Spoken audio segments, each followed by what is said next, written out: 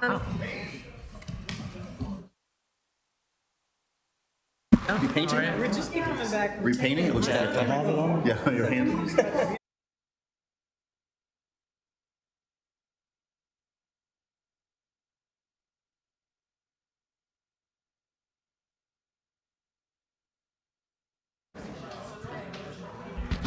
You guys ready? I'm ready. Yes, I haven't been available the last couple times you asked. I'm always like, Welcome to the regularly scheduled Planning Commission meeting for June 18th.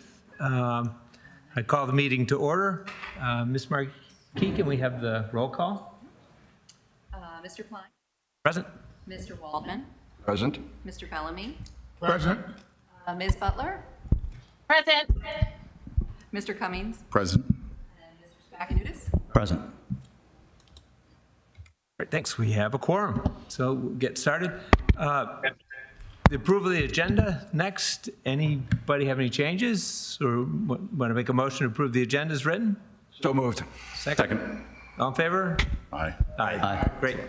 All right, we have just a couple pieces of administrative business, approval of minutes, and then a public hearing, and then a very quick piece from the staff, and then we'll have our work session, which will adjourn the meeting, move to the table, have our work session. We'll talk a little bit more about that when we get there. And that's a joint work session with Planning Commission, the Historic Preservation Commission. So apologize to the HPC folks. Sit tight, go have a cup of coffee maybe, come back, or enjoy the show. Okay, so we have approval of minutes from May 7th and May 21. Hopefully everybody's had a chance to review them. I'd entertain a motion to approve them both together. So moved. Second? Second. Any discussion on them? I'll just say that I was not at the May 21st, but I watched the video, so I'm going to vote on that. All in favor? Say aye. Aye. Aye. Any nays or abstentions? Great. Thanks, Will. Okay, so we're going to move into our first item, which is a public hearing for STP 2025-00051, a site design review at 3 Eastern Avenue. But before we do that, I just want to make an announcement that I want to disclose a possible conflict of interest because the architects are my neighbors and personal friends of mine. But I don't think that affects my ability to make a fair and impartial ruling here to vote. Anybody else want to say yay or nay on that? I'm okay with it. The applicant okay with that? Okay. So I just wanted to put that on the record. Okay, so let's start off. If you guys want to come up to the table, and but we'll start off. Ms. Burke, if you want to just open us up here with the background, and the commissioners have any questions on the application of the staff report. Okay, good evening, Kim Burke, Senior Planner, Planning and Zoning. This application is for a house in the R2NC Residential Neighborhood Conservation District that is greater than 3,250 square feet. The code requires that any house in that zoning district that is above that size must be approved by the Planning Commission. So the applicant proposes to tear down the existing house and to rebuild it on a slightly smaller square footage. This particular house is at the very end of Eastern Avenue, and it's surrounded by the larger houses on that street. There's all the surrounding houses are much bigger than actually this one. So I've been provided the architectural plans, but we're mainly here to see how you guys feel about the 3250. I did send you, the neighbors have written letters of support. We did also hear, and they might be here to say, testify or public comment about, there were some concerns about during construction, possible traffic and making sure that that road was clear because that road is so narrow. The city supports this application. And I did provide you a picture so you could see the existing house is at the bottom of the pictures that I provided.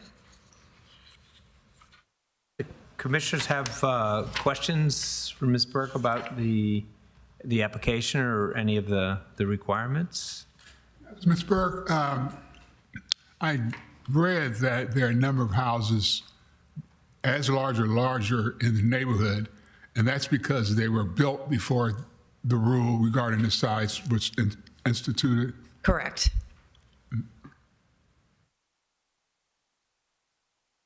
Your feeling on the request for an administrative variance on the side setbacks? It's something that we would support. They're meeting the actual side yard setbacks. They're not meeting the caveat of the 20% of the lot width total. So we have so many houses in Eastport. This house is actually one of the few in Eastport that actually can comply with the 6 foot on each side. So it's not a big ask since they have kept it at 6 feet. So we would support that. So procedurally on that would happen after we would rule? It seems a little odd that I kind of, I we would hold approve it. something that then you'd go change. Yeah, with the- well, I'm not, yeah, I held it process-wise, that's open strange. just in case, something happens here and they have to do like somebody has a comment, there's a redesign or something, and then so I'm just waiting for this decision before we would, Okay, but you're- making sure you're- that nothing changes. You're in favor of that? And- Yes. And same with the what amounts to the 3% for the height based on, meeting these other couple of code Right, because requirements. we did make them reduce it. They did have a bigger ask Yeah, than yeah. they had, so we did make them reduce the ceiling height to get down to that smaller number. But the staff's in favor, the city's in favor Correct. of that, okay. So I had a question about the demolition piece. And I want to make sure that the Ts are crossed and the Is are dotted, because, these are where we can get tripped up sometimes later on, if somebody has an issue. But, in the demolition section, it says that, in addition to addressing the review criteria, the Director of Planning and Zoning makes additional written findings, and then there's 5 criteria. And I didn't see anything in the package that addresses that in the staff report. So was there something, and it's specifically, I think, the one, 2, which is the proposed demolition would not have an adverse effect on the design and historic character, yada, yada, yada, because the building is, not really Right, so very those, historic. So I just didn't see anything, a statement anywhere from staff or the director or the director's designee that says this is okay. I didn't. Is it there? no, that would be with part of the separate approval for the whole package, because this is just the approval for the 3250, not the approval for the entire site design review. So that right. issue would be addressed with that separate approval. Okay. I want to make sure that get tripped up on that. Anybody else have any sort of procedural questions or on the staff report? Okay. I have Lisa- one. Oh, I yeah, have one. Go ahead, Diane. Hi, I just had a question about the demolition also. I note that a structural engineer was hired by the city to opine on whether the structure was safe and sound, because in Eastport, unless there's an issue, unless you can prove that it needs to be demolished, we don't demolish buildings. And so it sounds like P&Z originally said, well, that's right, we're not going to demolish this. The structural engineer is right. But then at some later date, that version changed. And now they say, I don't think P&Z is stating that it's unsafe now, but they just switched their decision. Do you know anything about that? The code doesn't say that if it's structurally sound, you can't demolish. It does not? No. Okay, because I thought under, okay, It's go ahead. the houses that are, structurally significant, we definitely do not support the removal of them. This is not a contributing structure. The code still required them to go through the structural analysis, but because this house doesn't give any significance or any contribution to the block face, we're supporting the demolition. But So if it's the code doesn't non-contributing- prohibit us from doing that.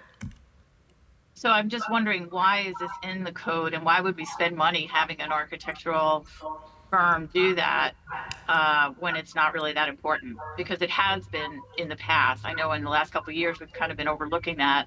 And I feel like if it's really not important, we should change the law and just take it out, because, we've had more demolitions happen recently than ever before. It kind of begs the question, why is it even there? Like, why even go through the process? We have had a lot of structural analysis done recently. Several of them have come back that the house is not savable. We've also had several houses in the R2NC that were actually condemned, so they don't require a structural evaluation.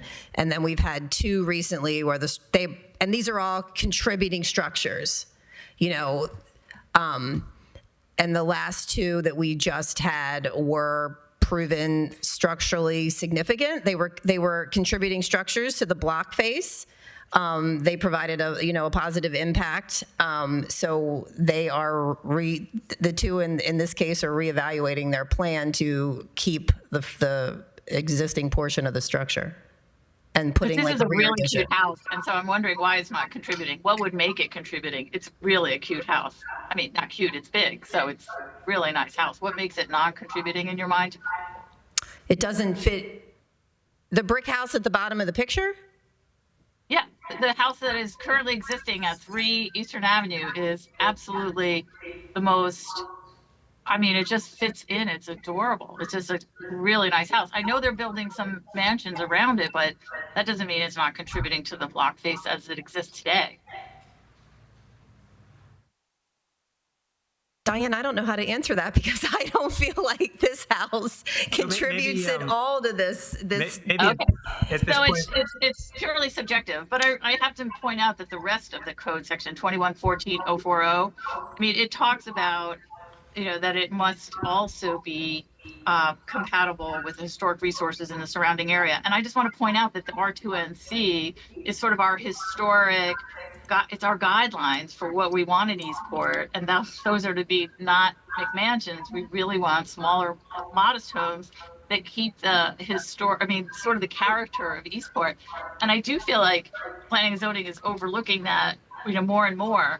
So I would just urge you to change the code instead of just doing what you're, what's happening now. I think that's a better option. It just makes it more palatable for the rest of us that are trying hard to, can we follow hold can we hold the discussion on that, maybe to the discussion Sure. places? Yes. Yeah. Okay. So let's let the applicant talk, and maybe we'll get a little bit more information on their feeling about the existing structure. So let me turn it over to you guys just to give us your Thank you. presentation on it. Thank you. Good evening. I'm Sally Baldwin. I'm an attorney with Counsel Baradell, Cosmerl, and Nolan here in Annapolis. I'm here on behalf of the applicants, Rob and Kendall Jesmer. They're traveling, so they had planned travel already. They couldn't be with us tonight. So we are here in their place. They did want the project to move as quickly as possible, so they asked us to be here and present it on their behalf. And I'm here with their architect, Mr. Alan Cook from Spate Cook Studio Architects. As you heard from Ms. Burke, this is a single-family dwelling, and we're here on, Just one moment. Chair, would you like to swear in No. anyone? Okay. Nope. Thank you. Nope. it's here on a 3250 rule hearing, meaning for the 3 Eastern Avenue house. It's a waterfront home at the northern end of Eastern Avenue. And as you all know, the 3250 rule does not prevent homes in excess of that size, but it does require them to be approved by the Planning Commission. So I understand that you've received and hopefully reviewed all of the plans and the application so far. And we're pleased that the city planner is in support, and we hope that you will find the request is reasonable. From our view, it is an outdated design, but it is a house that's in need of significant renovations. And the replacement house is smaller than the existing structure. It also will not be as tall as the existing house. And it will be in the same general footprint, so the same distance from the street and the same distance from the water as well.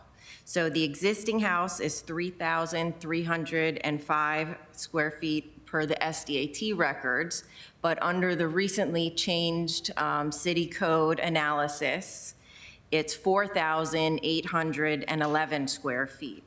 And the new house is also, when reviewed under the new city code analysis, it's 4,676 square feet. And if you're looking at the neighborhood, which I'm considering to be Eastern Avenue, north of the intersection with First Street, 11 of the 14 homes there are over the 3,250 square foot.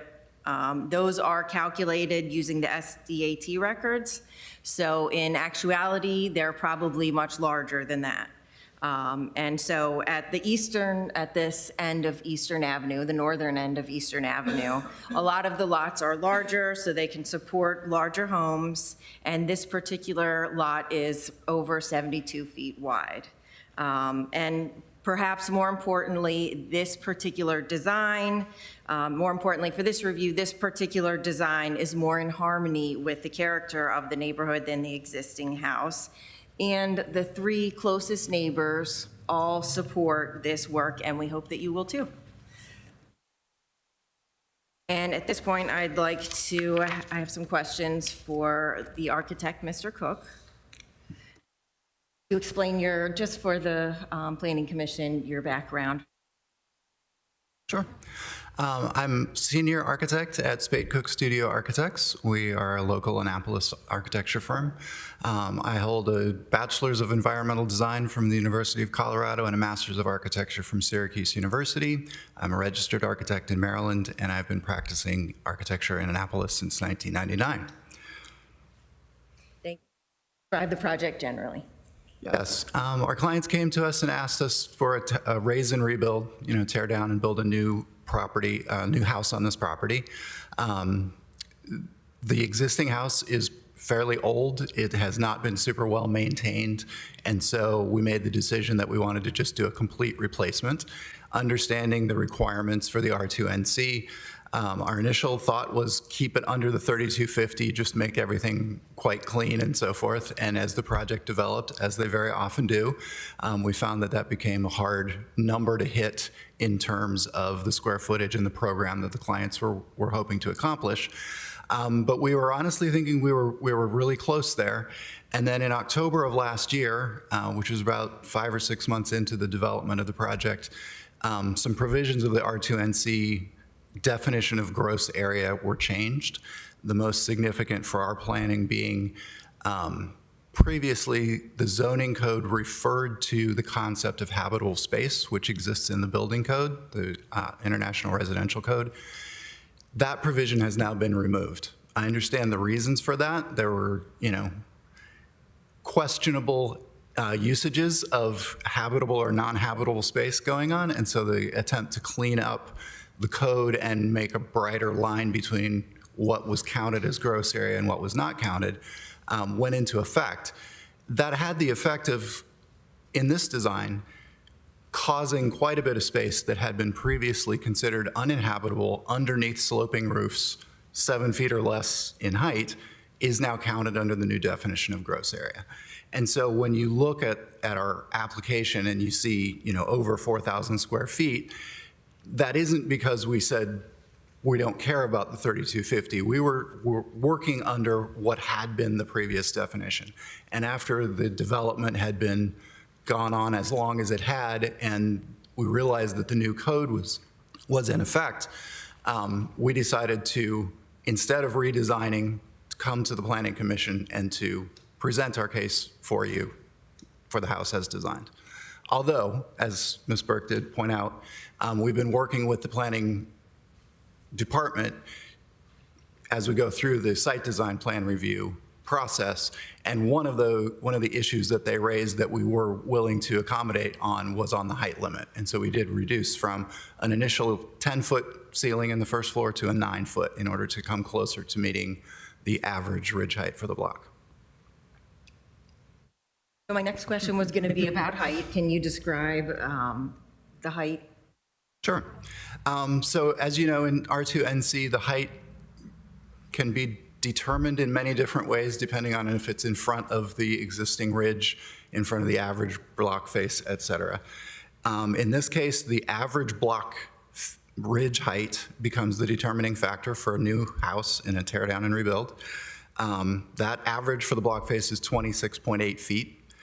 Our request is for 27.7, which is slightly over, but it is necessary because in this design, there is a front-facing gable, which contains the front stair, or the main stair, actually to provide a story. And in order to maintain code-mandated ceiling height at that stair, we needed to bump our ridge height up slightly above the 26.8. And so we are applying for the administrative, not administrative adjustment, but the 10% discretion of the at the zoning officer's discretion. I have a quick question about the average ridge heights. Just out of curiosity, how did you determine those for the block face? The civil Did you engineer- actually measure it? Or? Yeah, the civil engineer shot them all. The block face is approximately 22 houses long in this case. And so you're satisfied with the accuracy of the. Yes. Anybody else have questions? Yeah, I've got a question, Alex. My question has to do about with the 10% discretion. You said that you've applied for it. When do you expect to hear from the planning and zoning director whether that will be granted? My expectation is that that will be part of the site design plan review process, which we have applied for and are in the midst of. Because the language of that, as Mr. Klein pointed out in our recent meeting on another case, has to do with whether there's enough habitable space, and if there's not, the 10% discretionary amount can be allocated. So are you saying that you need that 10% because it's not habitable space that you're talking about with over 4,000 square feet?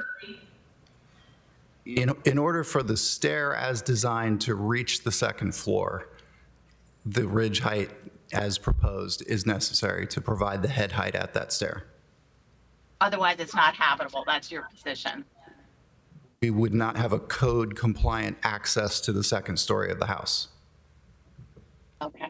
Yeah, I am in the language of that code, and I don't have it in front of me, but I know Mr. Klein pointed it out in our last meeting on a house that was 3250. It has to do with whether it's habitable.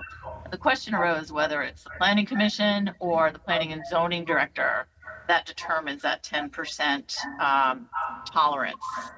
And yeah, I'm not sure where that stands. Maybe our council can tell us that, because I think the argument came up that planning commission has to determine that. And I just don't recall. Alex, do you? No, I believe that that's the discretion of the department. The code Can says, somebody confirm that? Because I think that was a question that would be great to confirm. But thank you. I can confirm, sorry. My memory Okay. of that code provision is that it's specific to the planning director's discretion. Okay. If our attorney for the planning commission agrees with that, I think that's great. If not, we need to keep that question outstanding till we can confirm it. And I don't see Cheryl Woods there, but she might be there. She might be by Zoom available to us. Here, I'm here. Oh, good. I'm just not sitting up front where I normally Oh, sit. hi. Okay. Thank you. can you confirm that, that it's the planning and zoning director's discretion? It's not up for us to decide. And then if it is the planning and zoning director's discretion, is there an appeal process that comes from that, a 30-day appeal? If he approves it and says, oh yeah, you need that for habitable space, and then it's an administrative decision that would be appealed if somebody didn't agree? It's my recollection that it is the director's discretion, and I don't believe that's appealable, but I'm going to confirm as asked. So if you want to move forward, I will do that as soon as I have an opportunity to actually confirm, but that's my recollection. Okay, but we can hopefully do that before we deliberate. Absolutely. Thank you. Okay, go ahead, sorry to derail you. I have a question. Oh, okay, Bob, yeah, go. The actual increase in the ridge height is actually less than 10%, isn't it? Yes, by quite a bit. At 26.8 feet, 10% would be 2.7 feet, and we're asking for something in the neighborhood of 8 or 9 inches.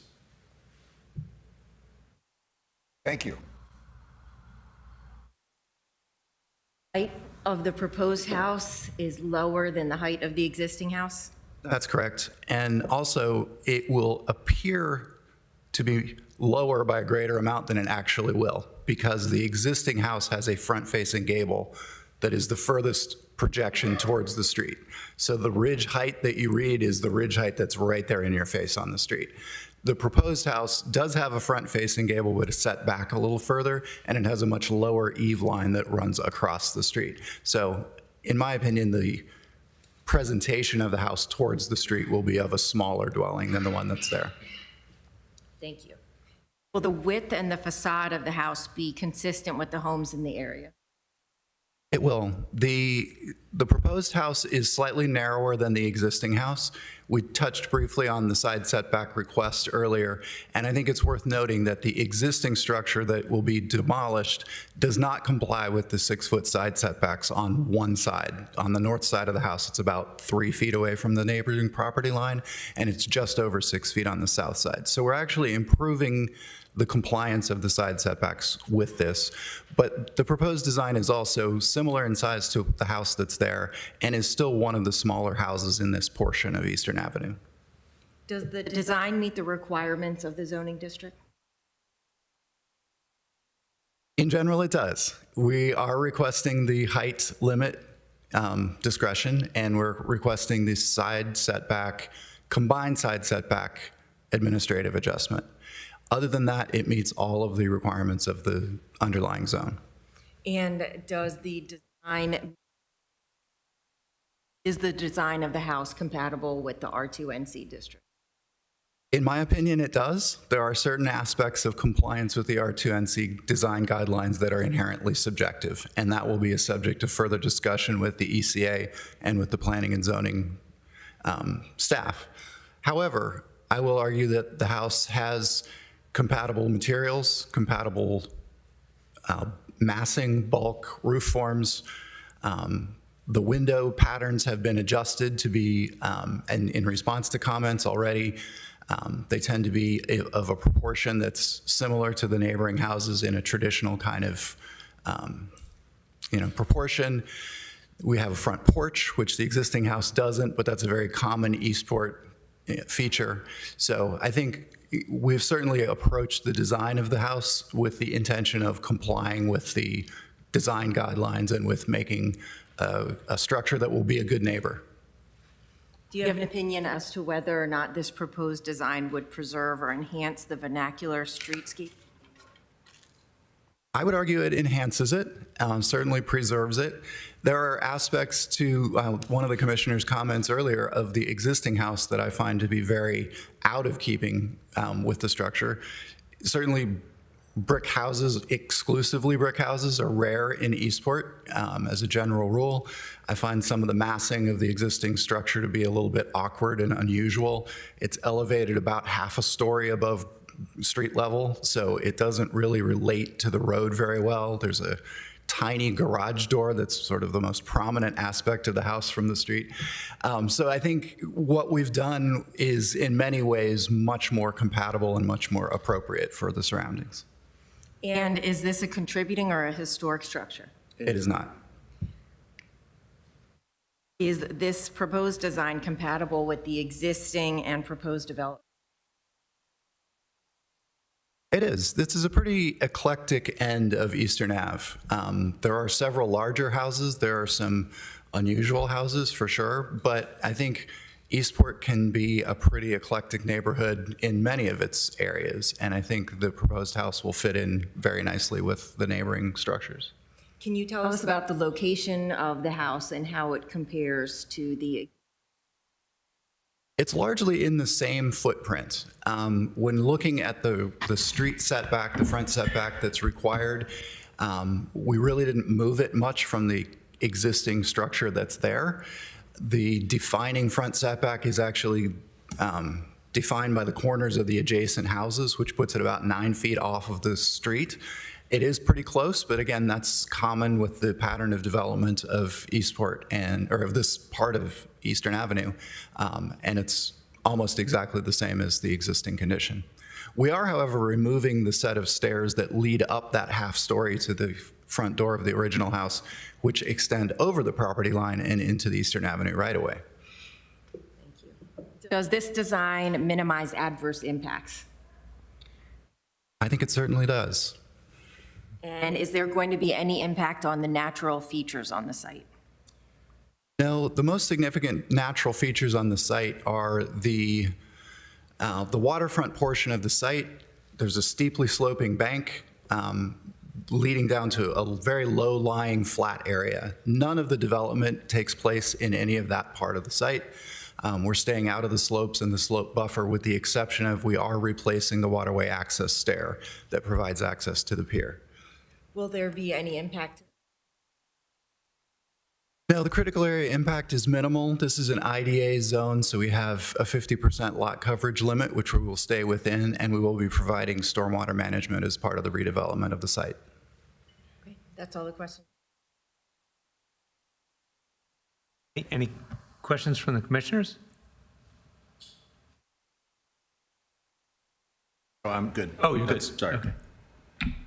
Mr. Bell? Was the issue about the road and construction and egress and all that during construction address? The impact that they have on people getting in and out of that area? Yeah, that's, I don't know if there's anybody here, any of the neighbors here, just out of curiosity, there are a few people here going to, when we open the public hearing, going to testify. Are you going to talk about that?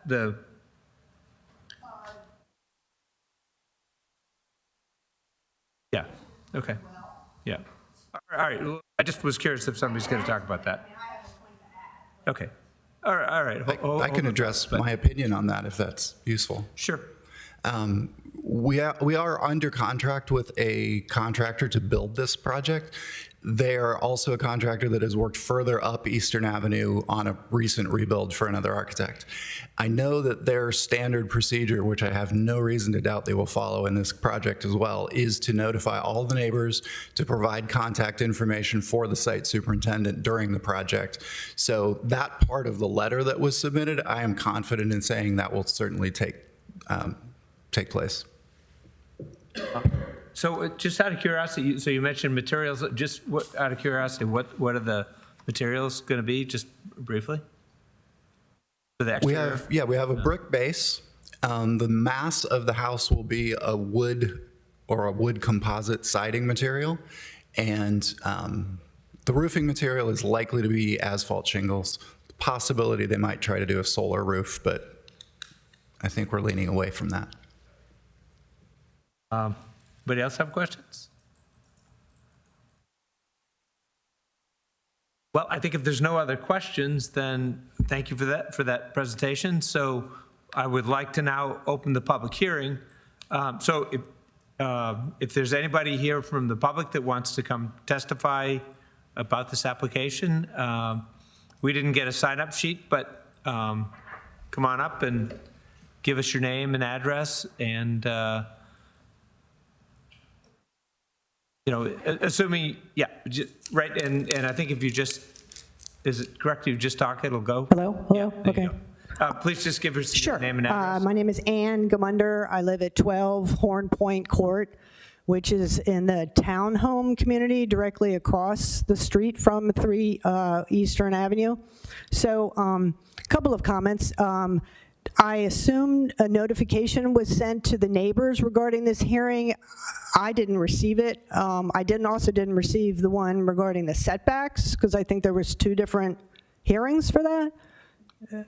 So I'm going to ask Ms. Burke to respond to the issue about the notification, because we did discuss that. Would you relay the exchange that we had about that? Sure. So first off, administrative adjustments, which is when people ask for relief for 20% or less from the code, only require a posting of a sign. They do not require notice in the Capitol or to any surrounding neighbors. And for the 3250 rules specifically, per the code, we had this determined by the Office of Law today, you have to put a sign up and the notice has to go in the paper, which it did, but there is no requirement to notify any neighbors by mail, just the sign and the notice in the Capitol.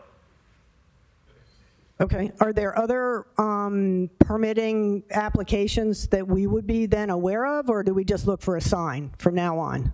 So there would be no more signs, like if there is a grading permit, which will be required if everything goes well. The next step would be a grading permit, and that is just something you would have to follow up with if you go to our online system and type in the address, but there is no more sign postings. Okay. Is there a site plan that's been submitted, or is that so I can see the house in relationship to the other houses, in relationship to the street? Yeah, that's all. Well, go ahead. That's also available online under the project number. That was on the sign. If you type in the number or the address, and you'll get to the site design plan, and it's under attachments, and it'll be labeled for public comment, and that's how you know what you need to look at. I mean, I saw the drawings for the building, but I didn't see the. It was a separate tab. Okay. I'll look for that. I just want to add one little add-on to one of our neighbors that wrote a letter concerning the access. It is a very narrow street. There's parking. There's no parking on one side, then there's very limited parking on the other because of the cutouts. There's no turnaround. In addition to the number of houses past that, there's also, in our community, there's a little parking lot. So in addition to the homes that are past it, the community has access to that lot to park. So it's more than what you might think from just counting the houses. And I know some of our concern is that from experience from other construction sites that have been nearby, that, and given this house, once the house starts being built, I guess our wonder is, where is everyone going to park that works on the house? That, we see a lot of trucks that park illegally on the west side of the street, and they don't care. So you ask them, there's no parking. Well, by the time you call the police, they're gone. So it's a nuisance. It can be a nuisance. So I just wonder, in terms of there's very little parking. Some of the lots down the street that had done construction, they park all along the front yard. So just a concern, emergency medical services and just every day in and out. So we just want to express our concern that, and I'm sure it'll be, considered, I hope.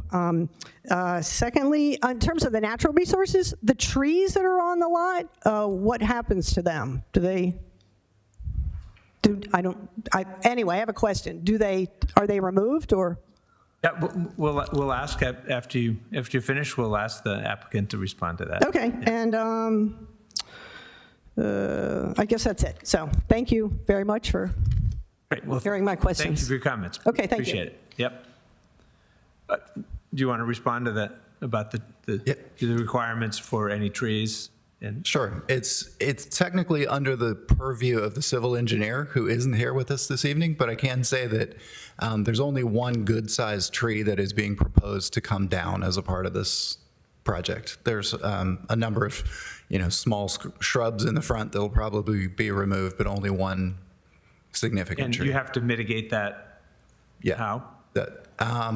Gosh, I don't remember all the calculations. But It's by code. by replanting. It's by code, yeah. Yeah.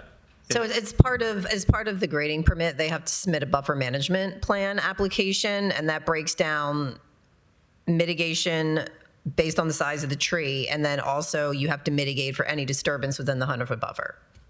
Even though this property is buffer modified, you're still required to mitigate for disturbance. So that's all part of the replanting plan and the grading permit package. Is there anybody else from the public that wishes to testify? Seeing no movement then, I will close the public hearing at this point, which brings us to our deliberatory phase. So you're welcome to stay there. We often, as we deliberate, we may have questions, so sit tight. So anybody want to start us off? I mean, I guess I will, Alex. I read the Civic Association's architectural zoning letter, and I thought it did a really good job of spelling out the law, especially with the issue of demolition and how, what the law says and how we've been moving away from that. And I also believe that R2NC was, and we have looked at the intent of that in a couple of other cases, is to keep houses small, and we keep moving away from that. So, either we just undo the R2NC or we just change the law. Because right now what we're approving over and over are houses that do not at all fit within the intent of what the R2NC was drafted to do. So I am emphatically voting against it and in favor of my Civic Association, A and Z volunteers that do a really good job, and I thank them for that. And yeah, I think we just need to enforce the law. But thank you. Next. I'd like to respond to the lady's couple of her concerns. One of them about the notice, about receiving notice or not. It's actually true what Ms. Burke said, is that it's notice to all of the neighbors, written notice is not required under this part of the code. This part of the code was written years ago and was presumed to be sort of a stopgap measure, and it's existed now for many years. The problems in it have been revealed, and perhaps notice to surrounding neighbors is one of the problems that should be addressed.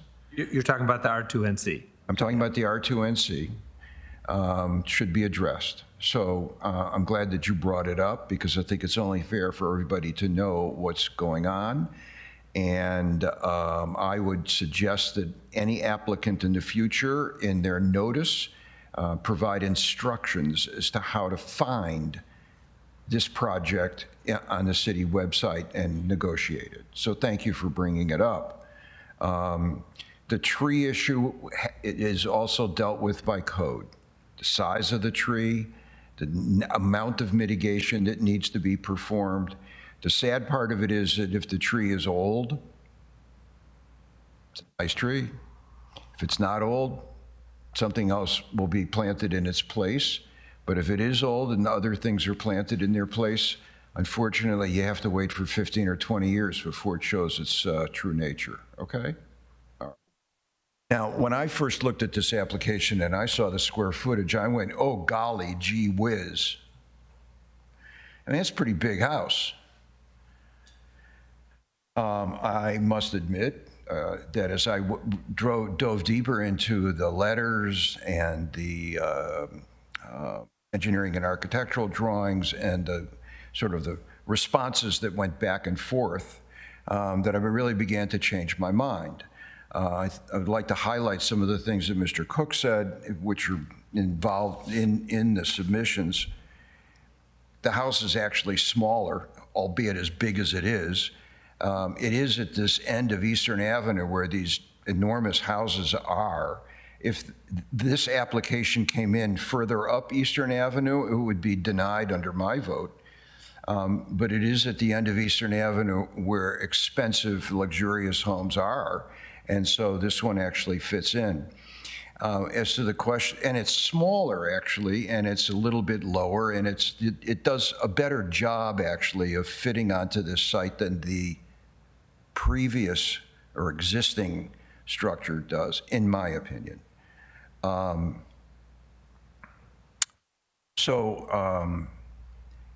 issue of does it comply with neighborhood character and so forth and so on is a real problem. I think that it's an issue, and I'm happy to see that in the back and forth between the applicant and the architectural committee of the local community association that there were various kinds of agreements, negotiations, compromises, changes. I think that augurs well. As to the issue of demolition, I thought that what Ms. Burke had to say about the 4 most recent demolitions, that 2 of them were, I don't know, substandard already or ready to be demolished or condemned or something like that. And of the remaining ones that that the staff held firm and that the applicants decided to use whatever existing structures. So I thank the applicant actually for a very clear, specific, and well-written application.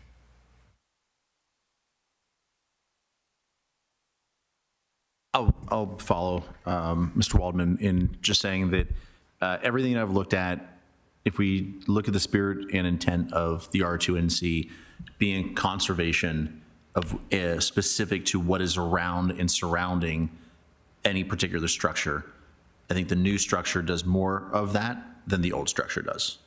That you're talking about a smaller house than what was previous there, a house that fits in better than the previous house or the current house. I see no problem with it. I personally am in favor of it. Who owns the existing house? My client purchased the existing house last year. Okay. Well, I appreciate your documents and the changes you made in light of feedback from the county office or from the community, the changes you made to the design. But I have no problem with approving. Tom, any comments? All the same stuff. You know, I think it fits better. I think the existing house to me looks very, I don't know, 80s style, and the small garage, and you know, like the architect had said, the highest structure is very prominent in the front. So I think the proposed house to me fits Eastport much better, and it's smaller in every way, and you know, meets the 6 feet on either side as well. So. Well, nice thing about going last is I can just say I agree with everything my colleagues have said. Just a couple other comments about, because I went down the questioning on the height is, you know, to me, the administrative of 3% of what is, this is like exactly the kind of case that's intended for, where you're trying to balance a bunch of different conflicting requirements and a little bit of relief there that, you know, 6 inches, I doubt you'd even be able to tell. Look at the building. That's like the perfect thing to give relief on, because you have some other code thing. So while it's not our I don't believe that's our discretion, you know, I think that's, maybe this is comment for the director. I think it's fine. That's what that's meant for. The last thing that I would say, and this is just an editorial because we're all piling on how much we hate the R2NC zoning, is that, you know, the intent of it was to keep houses from being, large houses being built. The current code is a terrible proxy for that. And it just makes it come through us, and you have to pay a bunch of people more money to go do something that could have been done probably a lot easier. You know, I appreciate working with the Civic Association because, you know, there are people there that are very sensitive about the design and sensitive in the sense of they really appreciate working with architects and getting things to be a better project. So I appreciate your working with them and being able to make adjustments and stuff. But, you know, this is just a general comment for the community is the R2NZ code is terrible and it needs to be replaced. And, you know, for the people that don't want large houses, make a code that says you can't have a large house, however we want to define that. But just going through the planning commission to add a bunch of hurdles and, you know, that in terms of design, about the only thing this code prevents is like a miniature version of the Taj Mahal or a Disney Princess Tower. You know, obviously that's not going to fit in with the character, but there's like one of everything in Eastport. So it's pretty hard to make a case that it doesn't fit. And this to me fits right in there with just many others. I don't see a problem with it.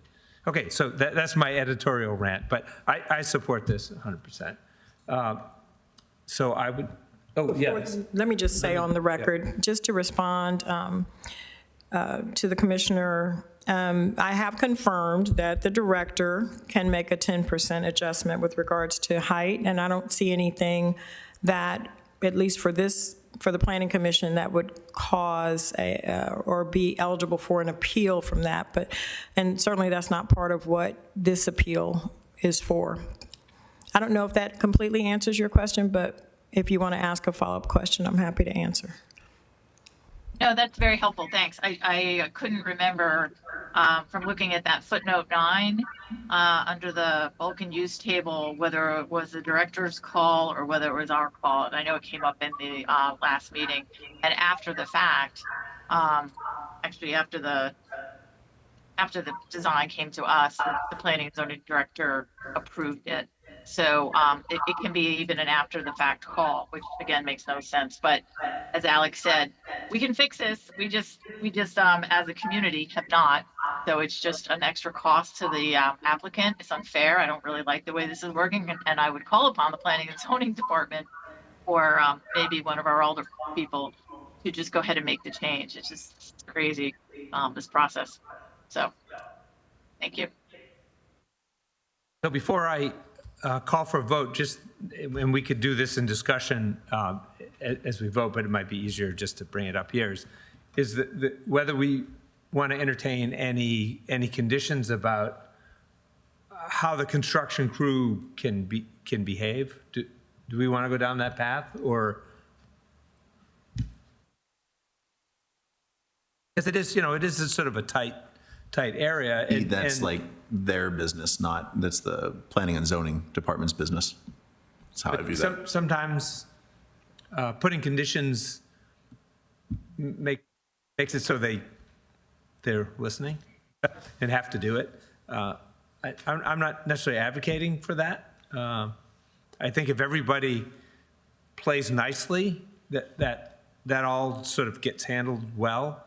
It's if somebody's sort of not playing nicely and like the one that made the comments that, you know, if you have construction people sort of ignoring that and then just leaving, that's sort of not good for anybody. But for whatever it's worth, I'll make a motion to approve this application with one condition, and that is that one lane of unimpeded traffic shall remain open. Well, that's duplicative.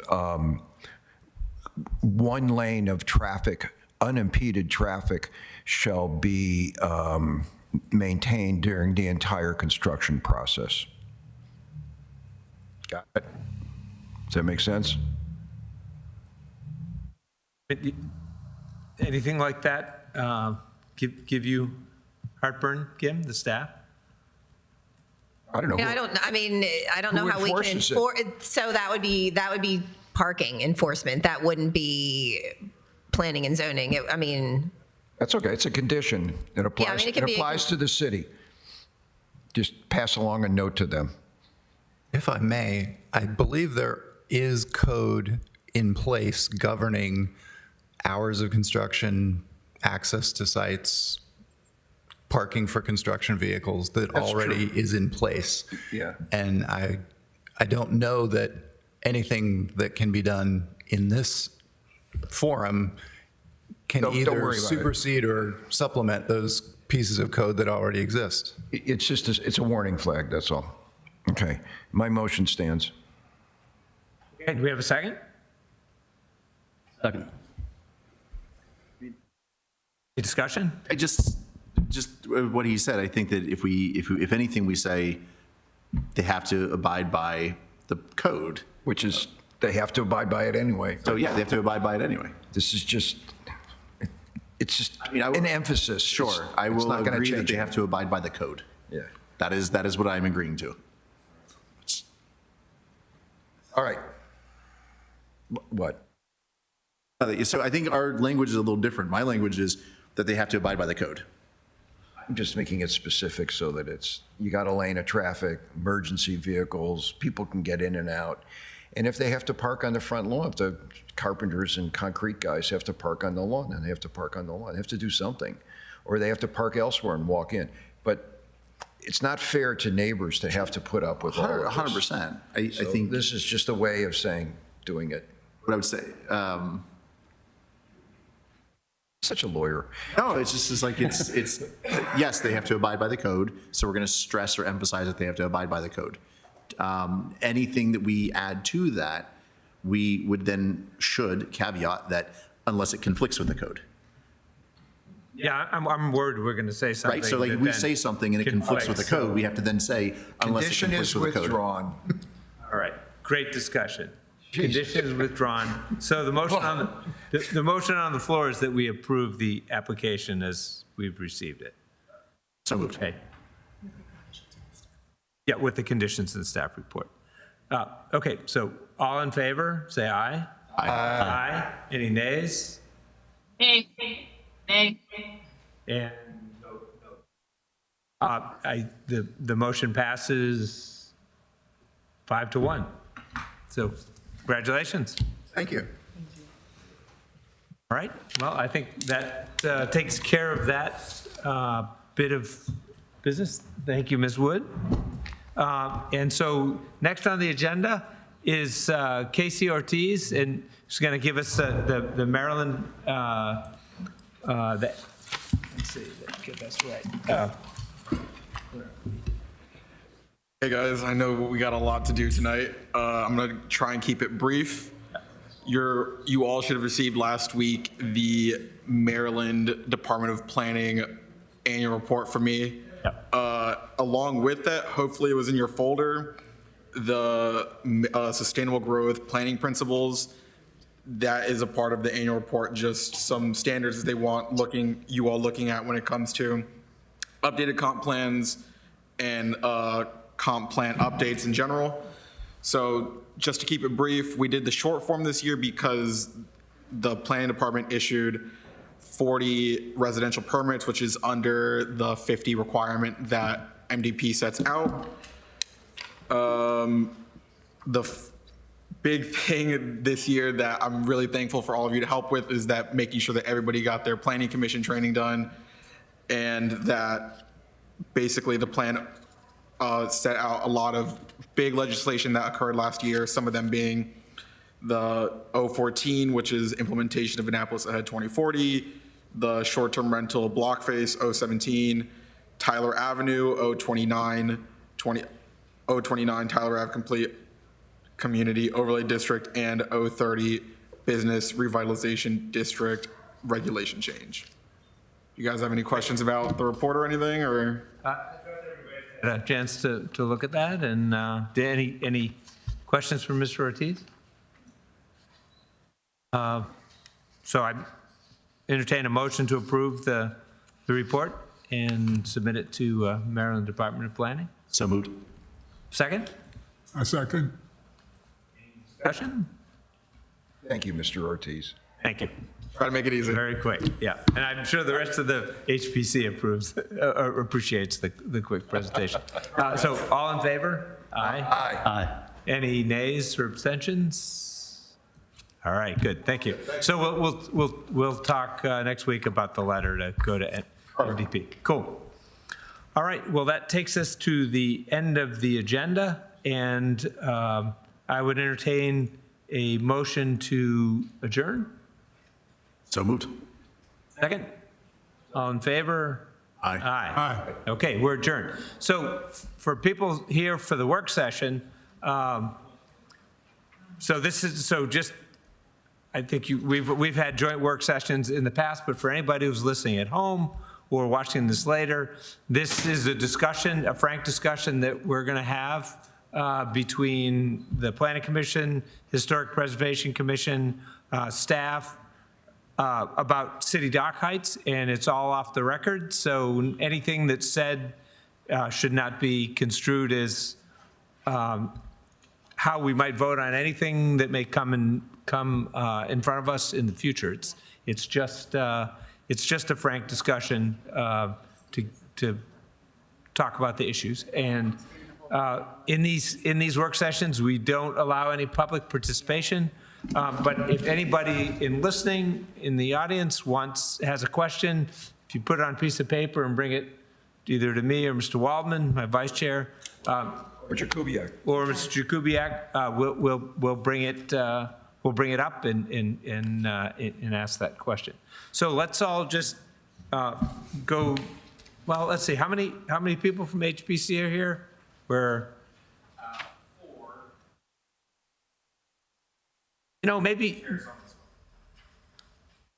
Maybe we shouldn't go to the table because it's probably crowded. too many people. Yeah. So either if you guys want to go to the table or grab a seat, maybe that's the best way to go.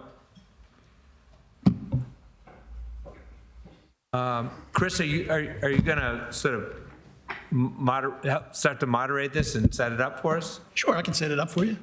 Please. Okay, so we're going to sit up. Okay. Yeah, why don't you go to the table, and then the other HPC folks can come up here. We have enough.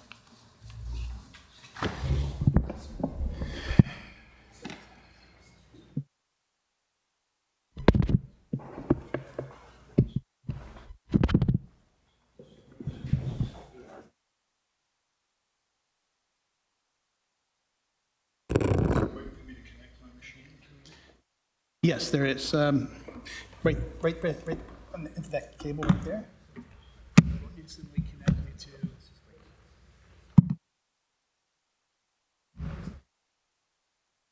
By the way, I appreciate the HPC folks waiting around and letting us get through our business. I thought it would take about an hour, and fortunately, that was about what it was. So.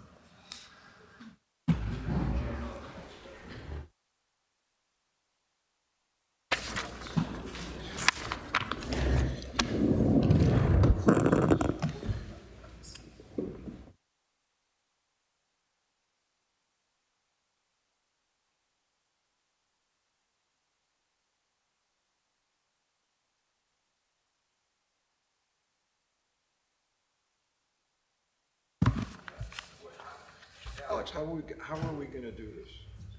Come sit down and we'll just go around. We'll just have a big circle here.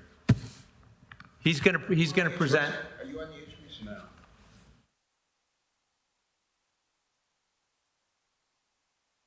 Well, Bob, sit down. Chris he's gonna set it up for us, and we'll go from there.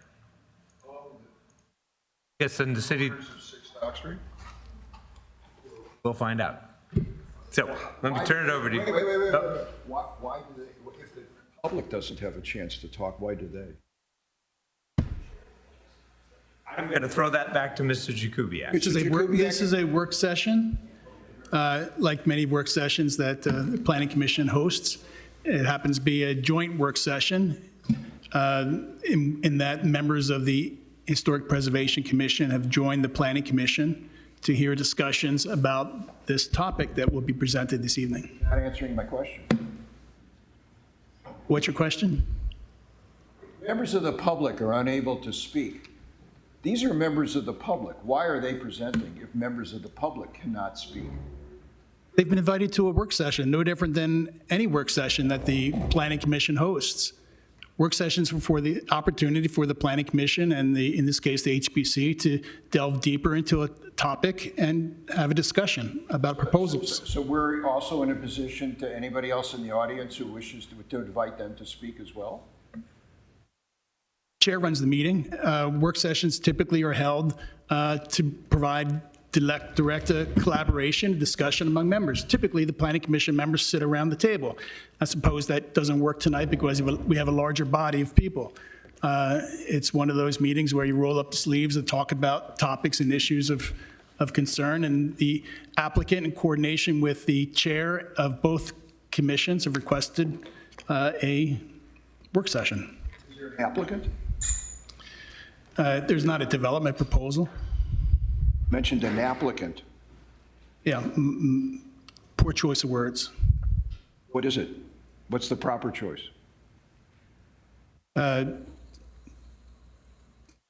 Concerned party? Concerned party, thank you, yeah. Okay, all right. Right, and that the concerned party was invited by the department to come. Not by us. Yeah. Well, No, that's, we didn't invite them. You asked to have a work session, so we're having a work session. The city is requesting a work session, and the city respectfully ask for your coordination to hear from two architects that work in the city about possible redevelopment on City Dock. Okay. This is a project of public interest and concern, and we want to create a forum for those types of discussions. Yeah. Okay. And to Bob's comment about participation from the public, my prior comment stands that if we sort of cross the line of allowing public testimony, it's just the work sessions are just going to get out of hand. So we're not going to go there. So, okay, so why don't you Sure. continue to set this up?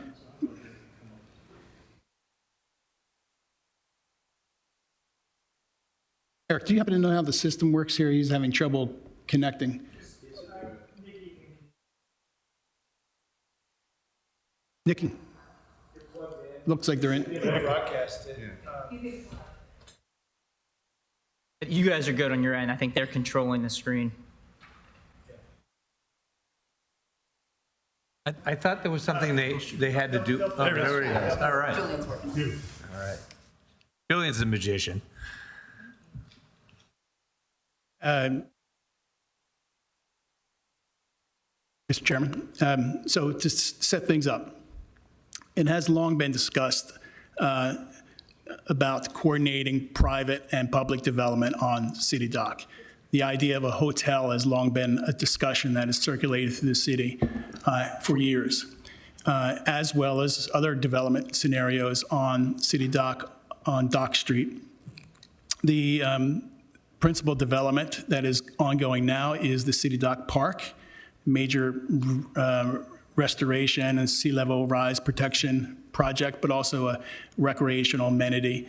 The city is also in the midst of permitting and constructing the Maritime Welcome Center, which will house the harbor master and provide a community benefit in terms of access to the water to people who want to participate on events at the water's edge. Then back in November last year, the City Council held a hearing and deliberated on text amendments that this body actually approved that would have allowed for modest increase in the overall height limit by allowing certain appurtenances on top of rooftops to exceed 30 inches. There were a lot of other kind of standards attached to that, but that was the essence of it. But ultimately, the City Council did not adopt that section of the code, or recommended code amendments, but it did adopt a number of the other recommended code amendments that our department recommended and the city the city sponsors and city council advanced. The city still feels that a coordinated approach to the development, physical development of this site within the city is worthwhile pursuing. And the architect that is involved in latitude 38 in that site, and an architect that is involved and interested in other properties within the area are both here tonight to talk about the possibility of changes to the height limits within this area, so that the obstacles that are preventing redevelopment of some of these buildings can be removed or at least mitigated. And that's the essence of why we're here tonight. Depending on where these types of discussions go, our approach as staff to the city council will be informed in terms of how we draft a text amendment or text amendments or map amendments or what may be necessary to help facilitate a redevelopment if it's desired. So this is an important event for us as staff to listen and learn as well. Okay, so if you have a presentation, why don't we go through that and we'll just have questions and see where it goes. Great, it's on, okay. My name is Peter Follett. I'm an architect based in Washington, D.C., and been engaged with the ownership team to look at redeveloping this site for a really kind of a luxury boutique hotel in order to sort of maximize the potential for the city dock, the new city dock park and adjacent structures. So one of the things in looking at this, and I've only been working on this for quite about 10 years. So one of the things that really struck me in terms of the process and the height limits that are existing on the site, which are currently a zone 2, which is a cornice line of 28 feet and a ridge line of 38 feet, was that it is really difficult to make an economically viable development work within those heights. The height limit of the zone 3 is actually something that's close to being reasonable, and that would be a cornice line of 35 and a ridge line of 45. Ideally, the building would be larger than that, but in the understanding that trying to be somewhat compatible with the legislation or the desire from previous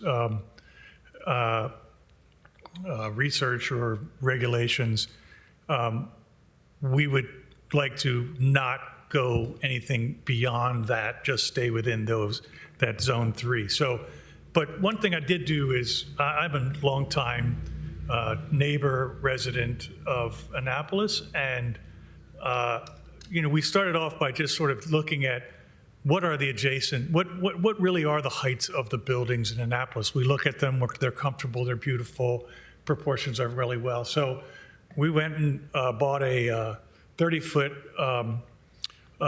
stand to take photographs and create an analysis of what's out there in Annapolis and some of our favorite buildings.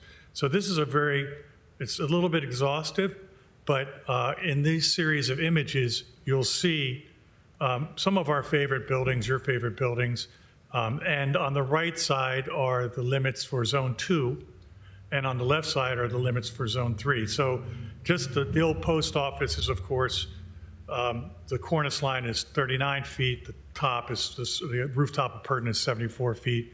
Even the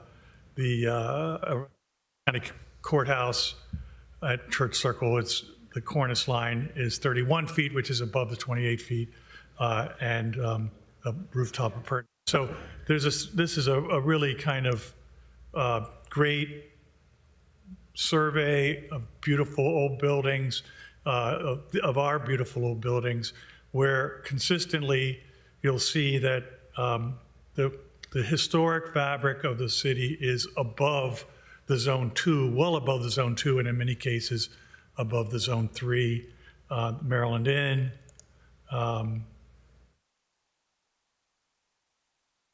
St. Mary's Hall, cornice line is 37 feet. The City Hall, this cornice line is 31 feet. This goes on, Right Out House, 30 feet. Even some normal or some residential buildings that are sort of glommed together as a much larger villa, the cornice line is 36 feet, and including the ridge line is 45 feet, but smokestacks, chimneys are taller.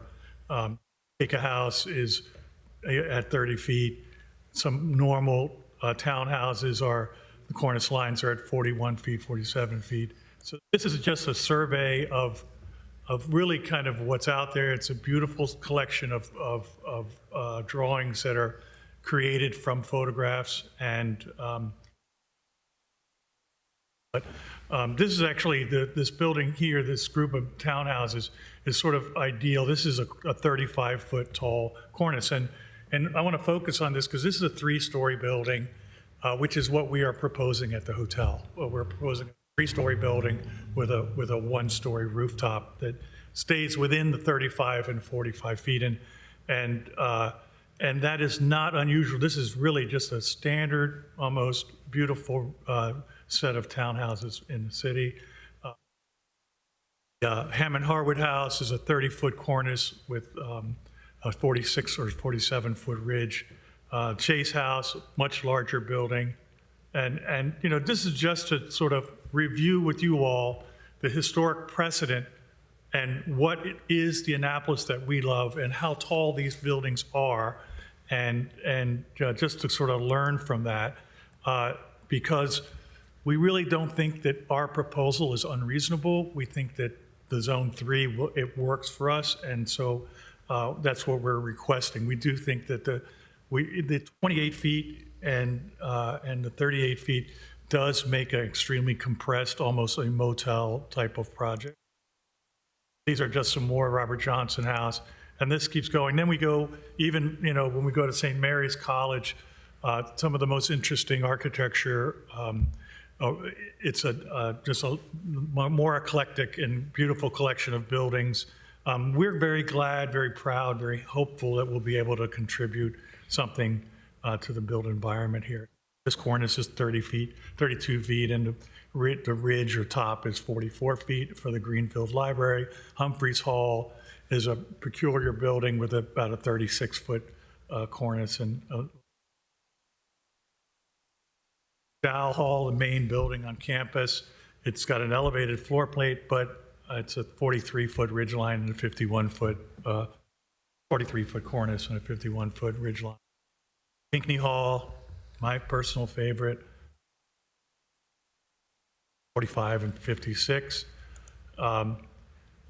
Coming down Prince George Street, Calvary Baptist Church, you'd think that's a really big building, but actually the cornice line is only 29 feet. The Water Witch, beautiful building. Parish House, really a much larger structure with a changing ridge cornice line, but overall height of 66 feet. This again is the Butler House with a cornice line of 39 feet. And lastly, Maryland General Assembly, cornice line of 45 feet and a much taller roof. So let's get on to the building that we are proposing, or is the hotel that is its current design. Obviously, it's without any design input or review from HPC. We are not allowed to submit this to HPC because we do not requirement, so we can't get to the finish line or get to the start. So that's the reason we're here.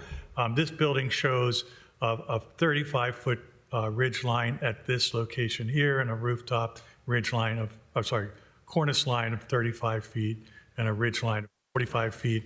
But we did step down the masonry part of the facade to actually down to about 26 feet in its corners and center.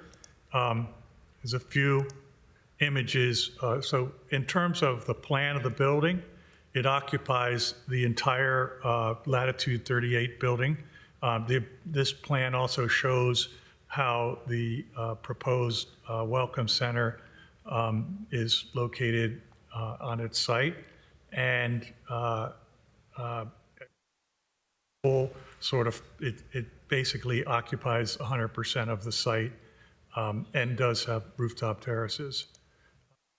Here's a plan showing how it fits in the overall city context.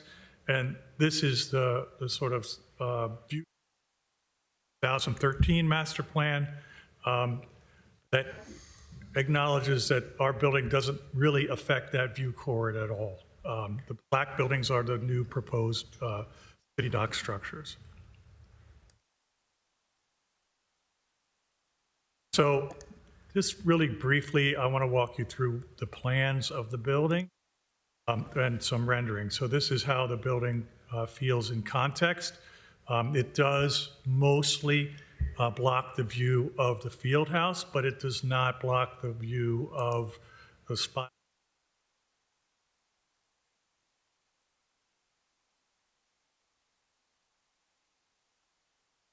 Water, this is an older view of the water Welcome Center. This is over here, this is the State House Dome. So it's not really in the sight line of the State House Dome. And again, it sort of frames the park in a way. Here's a good way you can sort of see how we are. The massing of the building does step down and up in order to create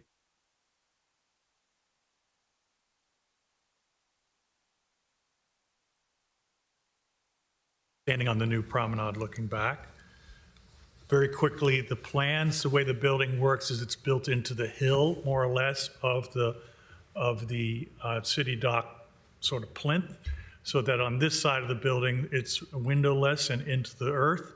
And on this side of the building, this is the entrance, which would be a drop-off off of Prince George's Street. There would be some grade level guest rooms looking out onto Prince George's Street, and the balance of this structure really is below grade. You enter, you drop off, and you walk in, and you go up a set of steps that takes you to lobby space. And with the allowance to have this Zone 3, we're able to create a really nice lobby space that has a cafe and bar that opens out onto the Dock Street Park.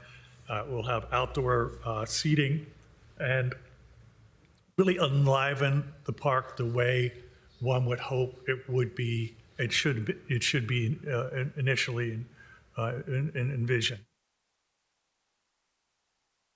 Next few plans, there are two. Envision that space being hotel guests only or public space, or what do you Think about a thinking hotel. A there? hotel is inherently a public building. You know, it's open to the public 24/7, but it is security. You know, there's somebody there to watch it. Of course, the bar and the restaurant wouldn't be open 24/7, but it is completely open to the public. But if I'm just walking down Dock Street and sit at one of those tables, nobody's going to give me a hard time? You know, I'm sure that it will be not necessarily scrutinized, but it will be observed, you know, so that if you're sort of the way one could say the way this market building, and you know, they try to create a sense that you can't sit there, but if somebody sits there, they really don't bother anybody. So I feel like that's sort of the same approach that Where's the property line on the promenade? the property line is the face of the building here. So all of that outdoor dining is on public space? And how would you acquire permission to utilize that for your private business? So there would be hopefully the ability to lease the space from the city. So that's the intention. So what you're proposing is a fairly large loss Right? of public space for a restaurant. Well, it's not really a loss, it's an augmentation of the, Only for people who can afford to sit in the tables? not necessarily. Oh, really? You're going to allow people who have not ordered a drink or a meal to sit at a table? You know, if that's what the conditions of the city, in order for us to lease this, I'm sure that it could be worked out. So in any change to design guidelines for Zone 2 or whatever zone this becomes, it may be said, no public space may be leased for outdoor dining? That would be an unfortunate move, but it For you. certainly is possible. For you. No, I think for the general public as well. Why? I don't have the money to go to this place. Well, like I said, if there could be the opportunity to create seating areas that would Thank you. certainly could be something that Thank you. the city would say, we want 50% of, if you want it, 50% needs to be open to the public and supervised and taken care of. Can you articulate why you think the city would want to do that when they've just invested millions of dollars in creating a large public space where they want people to be able to come and bring a bag lunch and, you know, a soft drink or whatever from home and sit? Why would the city take away part of that?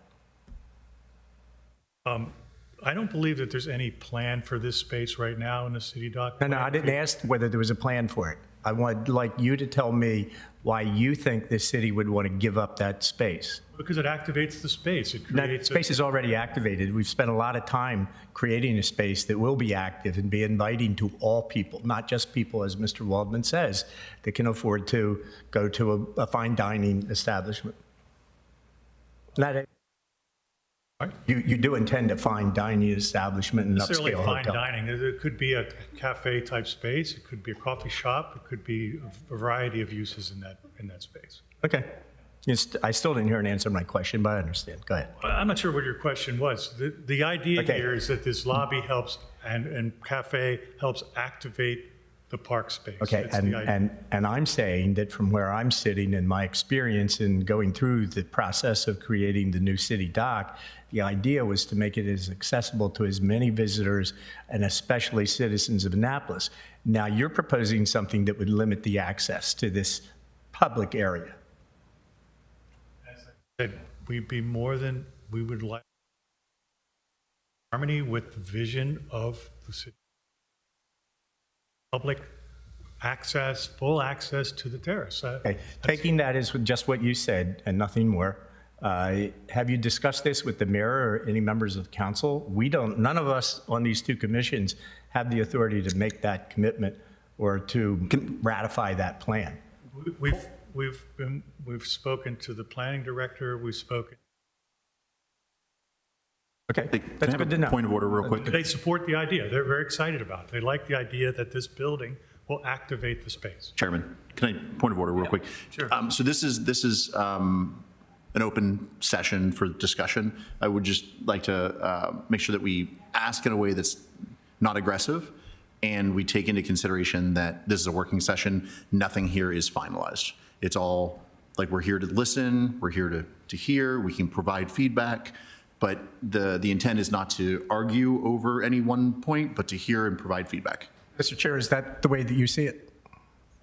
I don't believe I was arguing. I don't believe I was arguing, and Should not be adversarial. On those comments, for my edification, this presentation is on the height, right? Is this presentation on the design elements or is it on the height? I think it's a good opportunity to give feedback on a lot of things. I agree. I mean, Well, it could be a lot of things that I just want to make sure that we're focused on whatever it is. If it's on the height only, I want to focus on that. If it's on everything, then that's important too. I don't want to see I mean, distracted. my sense is that you're making a big picture presentation here that ultimately says this is worth the height, any height relief. That's where I'm going. Am I wrong? I think they're all interrelated. Yeah, I don't mind the tenor of the conversation, to be honest with you. And I'm all good. Thank you. I've been doing this for 37 years with the city, so I hope I know how to do it properly. No, I think the idea here is that we're trying to create a building that would help activate and make the space better. Like it's not, we're not trying to draw any walls. We would, the question is, how do we do that? And I don't know the answer necessarily.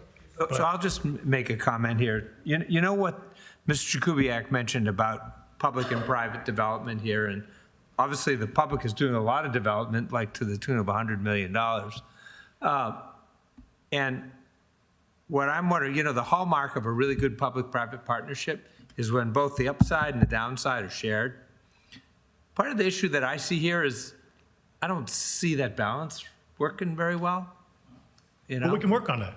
We're open-minded. We want it to be a symbiotic relationship. It doesn't seem that way to me. Well, I apologize if I have to apologize. I apologize, but I'm, What's the, not to be adversarial here, but how much has the property owner contributed to the city dock project? Because, the value of that property is, without the city dock project, is a lot lower because it's not going to be underwater. So we'd really, I think it's important to really see like what's in it for the people of Annapolis. one of the things that's in it is, increase of taxes. I think this building will spin off about $1 million a year annually for, But everybody pays taxes. It's an increase to what's out there now, is what I'm saying. So it'd be a net. I'd just like to say a few points, just you showing it, like to show it and say all of these tables and chairs are going to be on the city dock and that's going to be great for everyone. That's just not true. I can't go sit in any restaurants' tables that are on the sidewalk because I feel like it. You just can't. So that's just not true.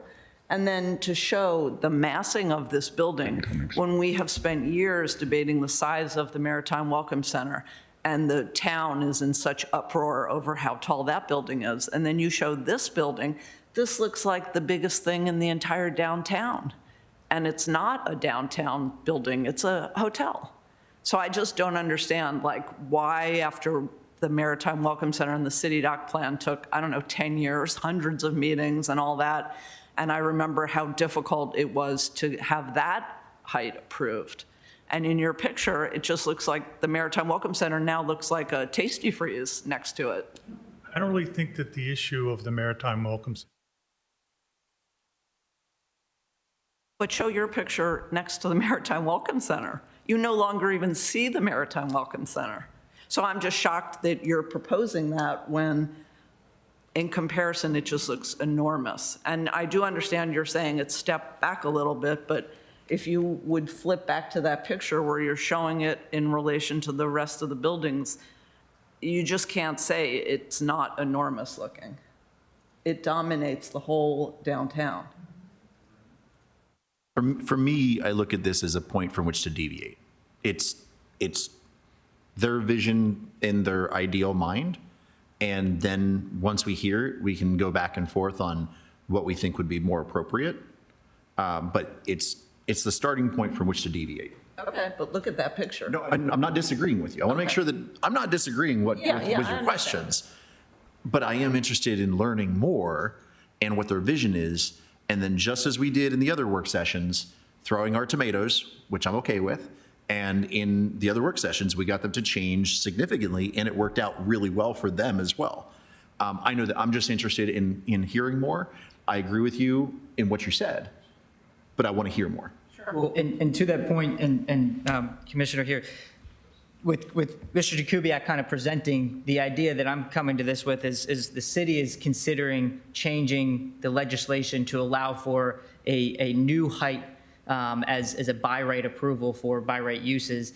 And that's kind of the discussion. And any application for site development plan change here on this site would still have to go before Planning Commission, would still have to go before HPC, and any change to the legislation on height might give them the ability to make that application, but there's still a opportunity for work sessions. So if I may, just, depending on how much time everybody wants to be here tonight, if we could focus more on the height thing, I think that's more important. And one of the comments that we've seen a lot of times, there's three comments that I think are really important I'd like to hear you guys talk about that I hear feedback on. Number one was impact of the view shed. I think that is covered here. I think that should be discussed a little bit more. Number two is loading and access. It's a one-way street back there. Obviously, well, in theory, you can go back there for loading and access to it, but you're going to change the design scope and use of this, of Prince George Street back there. So I'd be curious about that.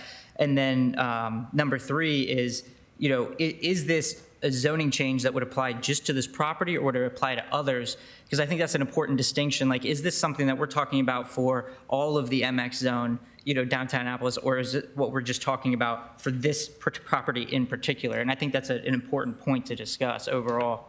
So those are 3 things there that I'd like to discuss more on if we could focus on the height. But if we need to talk about more, we can. Also, I think Ms. Butler has a comment or a question. I'll save my comments for a little bit later. I'm curious about the answers to some of those questions that were just requested. Okay, thanks. Just want to make sure you got Yeah. some time. Okay. Thanks. Yeah. No, I It's from think, HPC, by the way. I should have announced Thank that. you. no, I think that may be a good idea. It'll help keep it focused, because if we far along the waterfront, excuse the pun, you know, we'll be here till midnight. Probably. So yeah, so let's. You know, I think that's a good idea to keep it at the height. Maybe we'll keep it focused on that. Yeah. So floor plans, upper level floor plans, roof plan, are proposing that there would be a rooftop venue.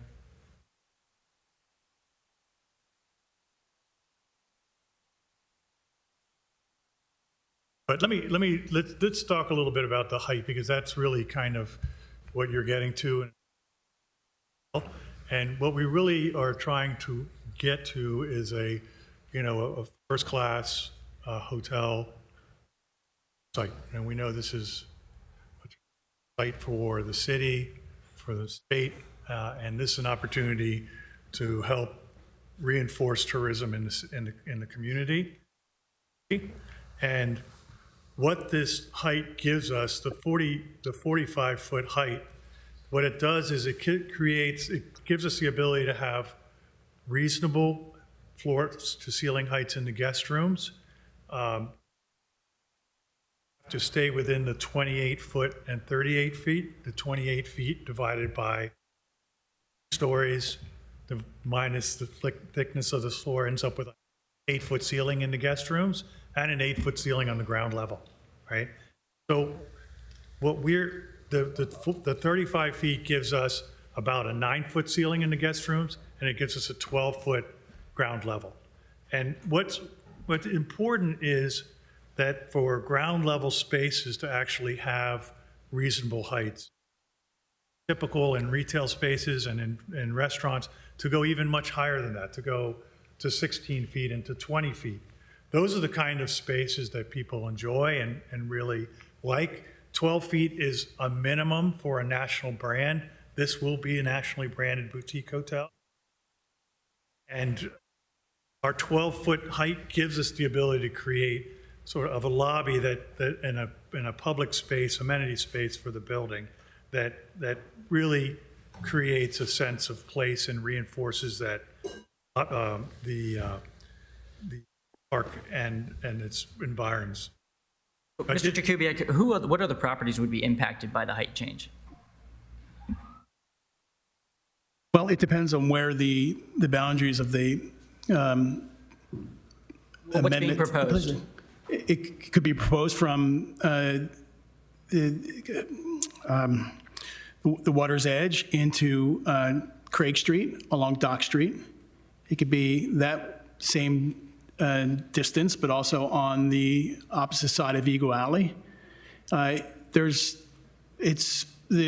of these areas are currently zoned at the C2, or I'm sorry, the height 2 limit, and we haven't figured it out yet. We don't know. What's the city in favor of? Is it just Craig Street to the water's edge? Is it all of Dock Street? City doesn't have a position. We're in the learning stage, so we're open to working through these issues. I think the most interesting thing here is what's the difference in development if a 7-foot height limit is changed. If the change goes from 2838 to 3545, which is effectively a change of delta is 7 foot plus 7 foot. What does it create possibilities in terms of redevelopment potential on City Dock? And I think finally, Mr. Flatt's getting to that point, and that's kind of what I like to hear more about, because we need to know from the city standpoint is, does this help drive a better design? And from your perspective, does it make for a better quality redevelopment? Does it provide more flexibility to deal with all the various aspects of architectural design that would make a building compatible in this location? All those other images are interesting of these large institutional structures. They are big, there's no question about it, but they are scaled to the city of Annapolis. They are scaled properly to the city. This location, I think what they're suggesting is that it would, if it had the flexibility that those other buildings had, would be able to, the resulting effect would be a building that felt right on this huge public space we have at City Dock. But I think the architect, and what I'm interested in hearing from professional architects is, what's the implication of changing to a new height limit or granting flexibility through some text amendment? What do we actually get that we couldn't otherwise get in terms of the public interest? But in theory, this could be approved however they want under a special exception. We don't need to change the legislation to allow them, but it was a more complicated process. So if we're talking about a change to legislation, it would have to consider all other properties beyond just the hotel. And by the way, for the record, I'm in favor of a hotel. I'm not necessarily, I'm saying I'm in favor of that, but I really like the idea of something there.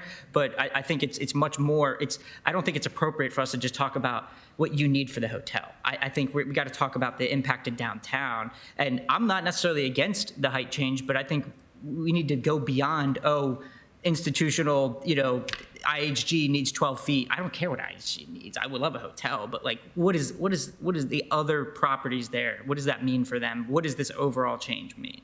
Like, and why should we make it a legislative change versus considering a special exception?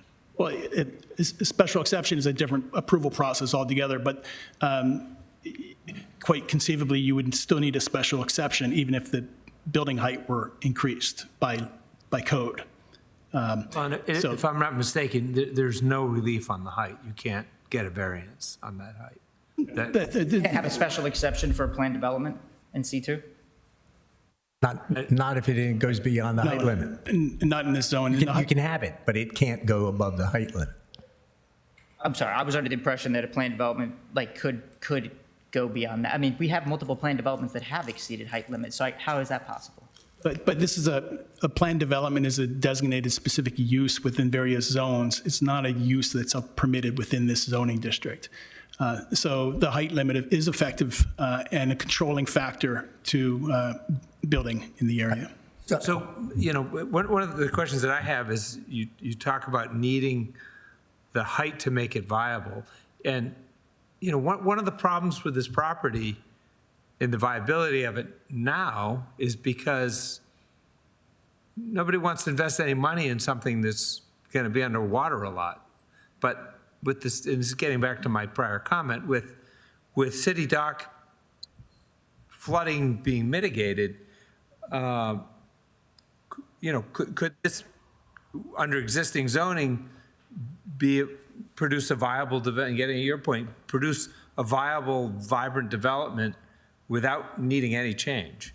Now that the risk of flooding is mitigated and presumably somebody would invest more money into the private side of this property because they know it's not going to be underwater. So I think just saying that the issue of it not being viable because we can't do anything had a lot to do with the fact that nobody wants to spend a lot of money improving something that it's not going to work because of flooding. But now that that's mitigated, that fact bring the ability for any kind of development. It doesn't have to be a hotel. Maybe a hotel won't work, but maybe something else will because you're willing to put money into it, make something else work. I have a question that relates to that, if I may. Yeah, sure. It's kind of directed to Mr. Kubiak, but also in an offhanded way to the hotel team. I'm on the public record being in favor of considering raising the height limit in the historic district. I've been on the record with that for a long time. I'm not against a hotel. In fact, I think a hotel that was well done there could be a benefit to the community. But here's my concern, and maybe I'm being too pedantic about it or something. When this was brought up a few years ago near the end of the previous administration, I looked again into the definition of spot zoning. And I think what we're talking about here still would meet the definition of spot zoning. It's for one property owner for one project. My question is this: isn't there a way that would be of benefit to the hotel project and to the community at large if this were a larger parcel? And have you explored the possibility, and my real question to Mr. Jakubiec is, am I misinterpreting the spot zoning state law? But isn't there some way that you could take some of these adjoining properties and incorporate them and have even more latitude? I didn't mean to make that bad pun, to work with. The hotel, the proposal that we have on the table today is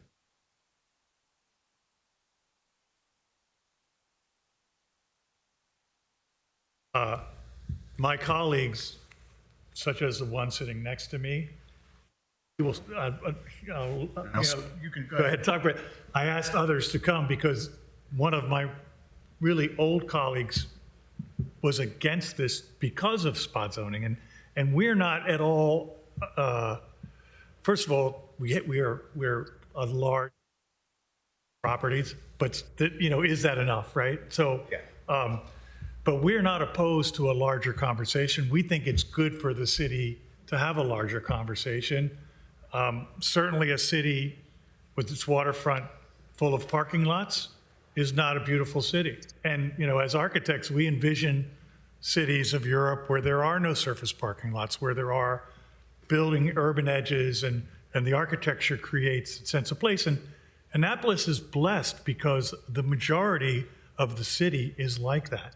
It is not like that on its waterfront. And it's not because the waterfront has always been sort of an industrial, a storage area left over. There were gas tanks for a while.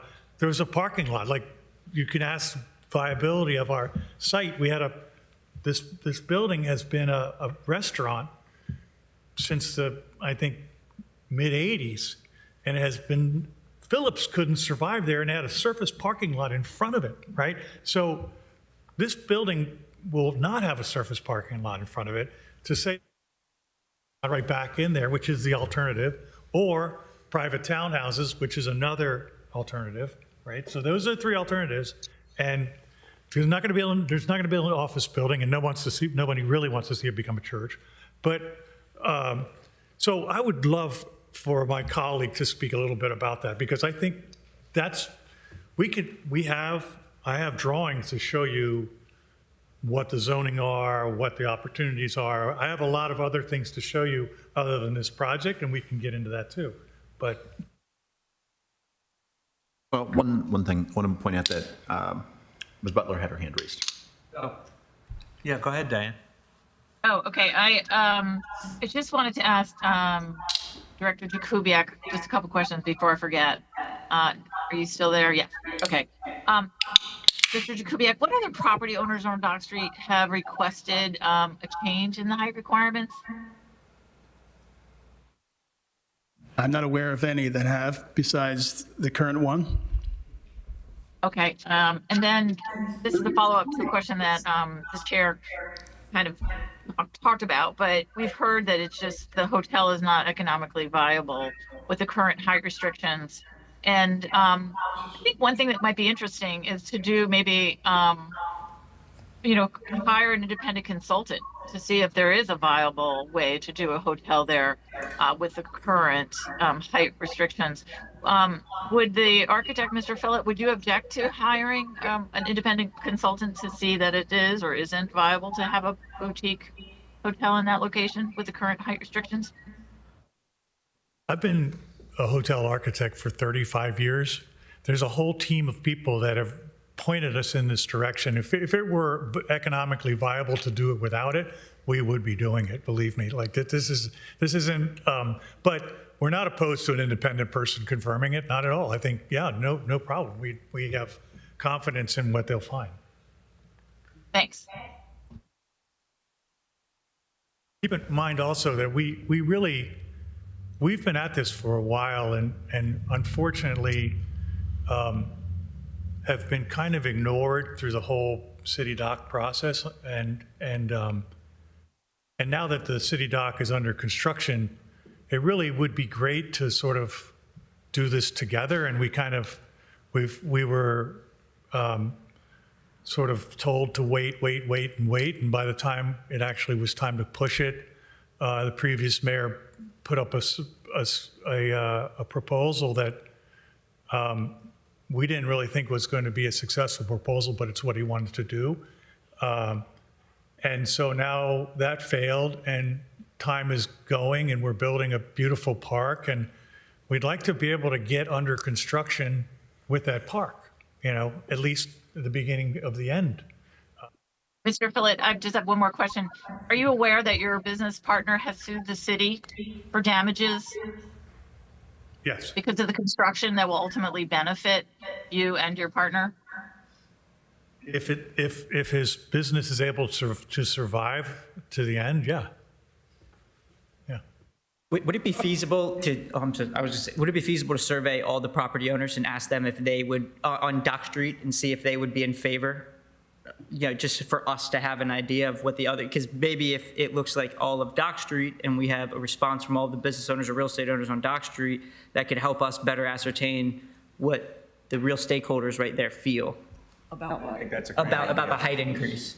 I think it's a great idea. I think whether it's spot zoning, whether it's against Maryland state law, all of that aside, I think it's important to understand, is this just benefiting you or is it benefiting everybody? And I think, whether or not that answer is yes or no to benefiting just you or everybody, it helps us have more information. We're involved with the community and they've been very positive about it. So absolutely, our adjacent property owners, awesome. Let's do it. Mr. Jakubiec, could I just clarify? Zone 2, that goes from Craig Street to the... Yes. Zone 3 goes from Craig Street up towards... To Randall. So zone 3 already has the higher height then.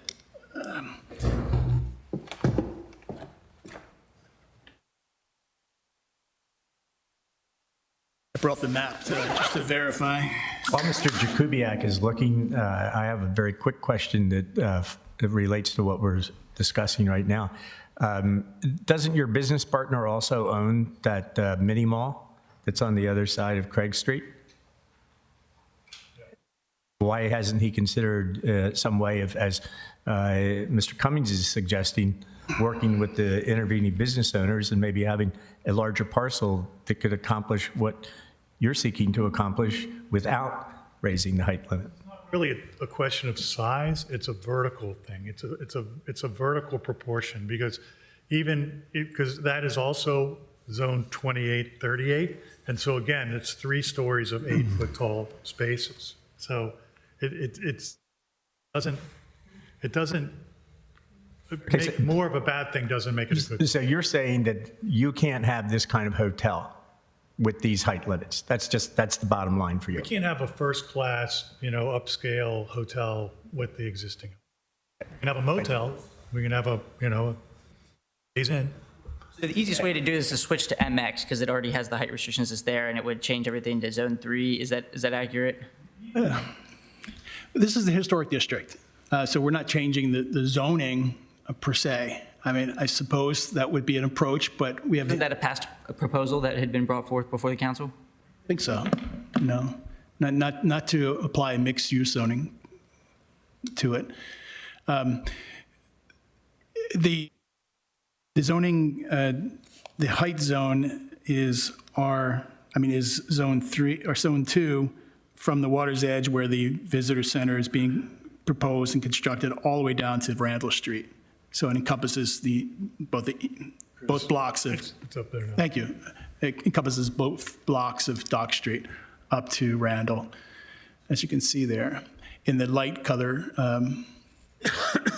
Have there been, Mr. Jakubiec, have there been any other property owners or business owners within this, what do you want to call it? What are we calling it?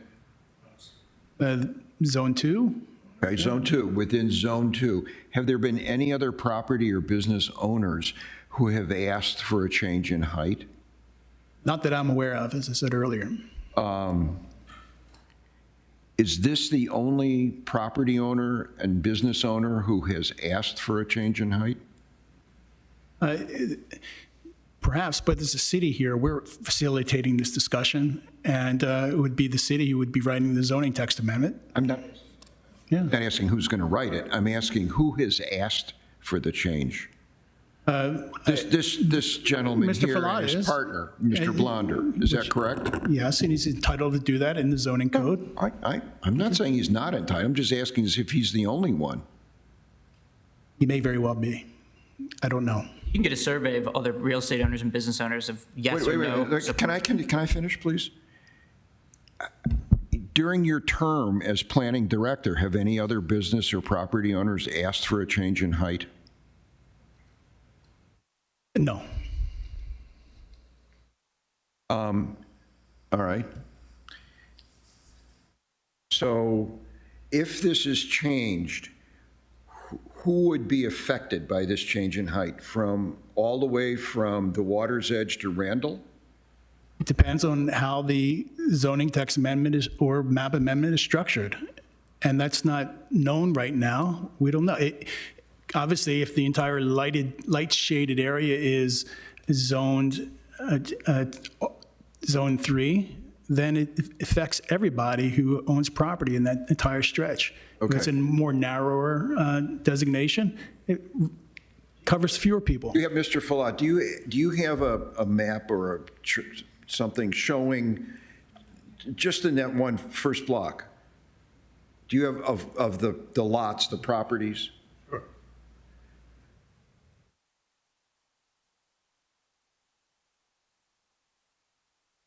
Okay, so great, enlarge it, beautiful.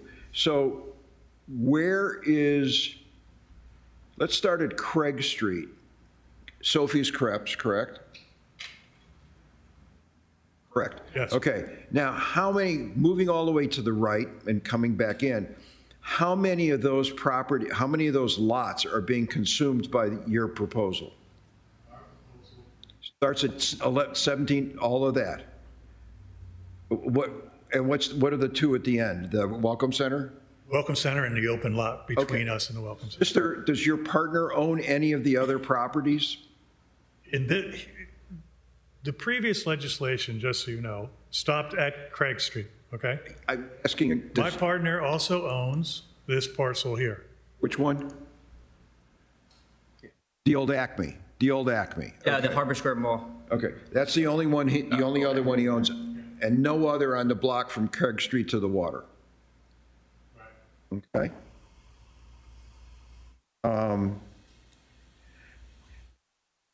In your estimation, how much square footage in a property is required to go to 4 stories? How many of these lots would qualify?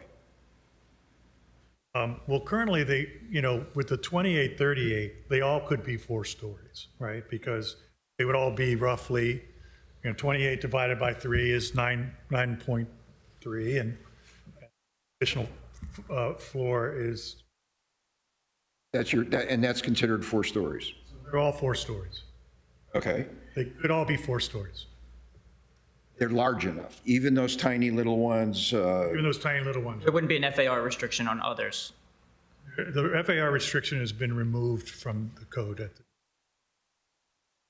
All based on, it's a form-based density requirement. Right. I'm sorry, I yield. Could I ask Mr. Fishback to speak a little bit? Andrew Fishback with Hammond Wilson Architects, and I just wanted to take the time and talk about how increasing the height limit throughout the district or in key areas could really benefit property owners and the community and city. We do a lot of work. We've been practicing architecture here in Annapolis for 50 years, and from a renovation to a new building in the city, it's very difficult to work within the current height limits of the city in the historic district, especially in District 1. Modern building, just the HVAC requirements and energy requirements that a building requires is quite complex and adds a lot of complexity to older buildings. So retrofitting a building in District 1 that's at the height of the 22 feet, adding a fresh air system, DOAS system, dedicated air supply system, exceeds those requirements automatically. The city allows for 30 inches of mechanical equipment. A modern curb required by code is 18 inches, and then the piece of equipment is, 60 inches. So, it's quite tall. So that's the 7 feet almost right there, just based on modern equipment to meet energy code requirements. And that's in an existing building. And then when you have the opportunity to work on a contributing building that may be able to be demoed, allows a lot bigger opportunity for the city to provide, just a more vast program that, helps reduce costs of the building. Additional, retail over with residential above, can be really beneficial to the owner. So I think, a lot of existing property owners may not be asking for an increase, but I just don't think they know that it could benefit them when the time comes to have that.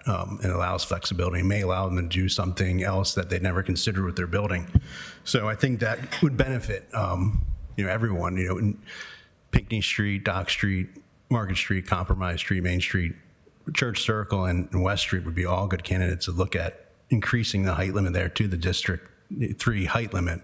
And I think, that's just the limit. It's not the entitled right to build that. There's the code has steps to get to that level. And it starts with these two boards here, the HPC and Planning Commission and the city. So, there's multiple safeguards in place to allow the building to be appropriately designed.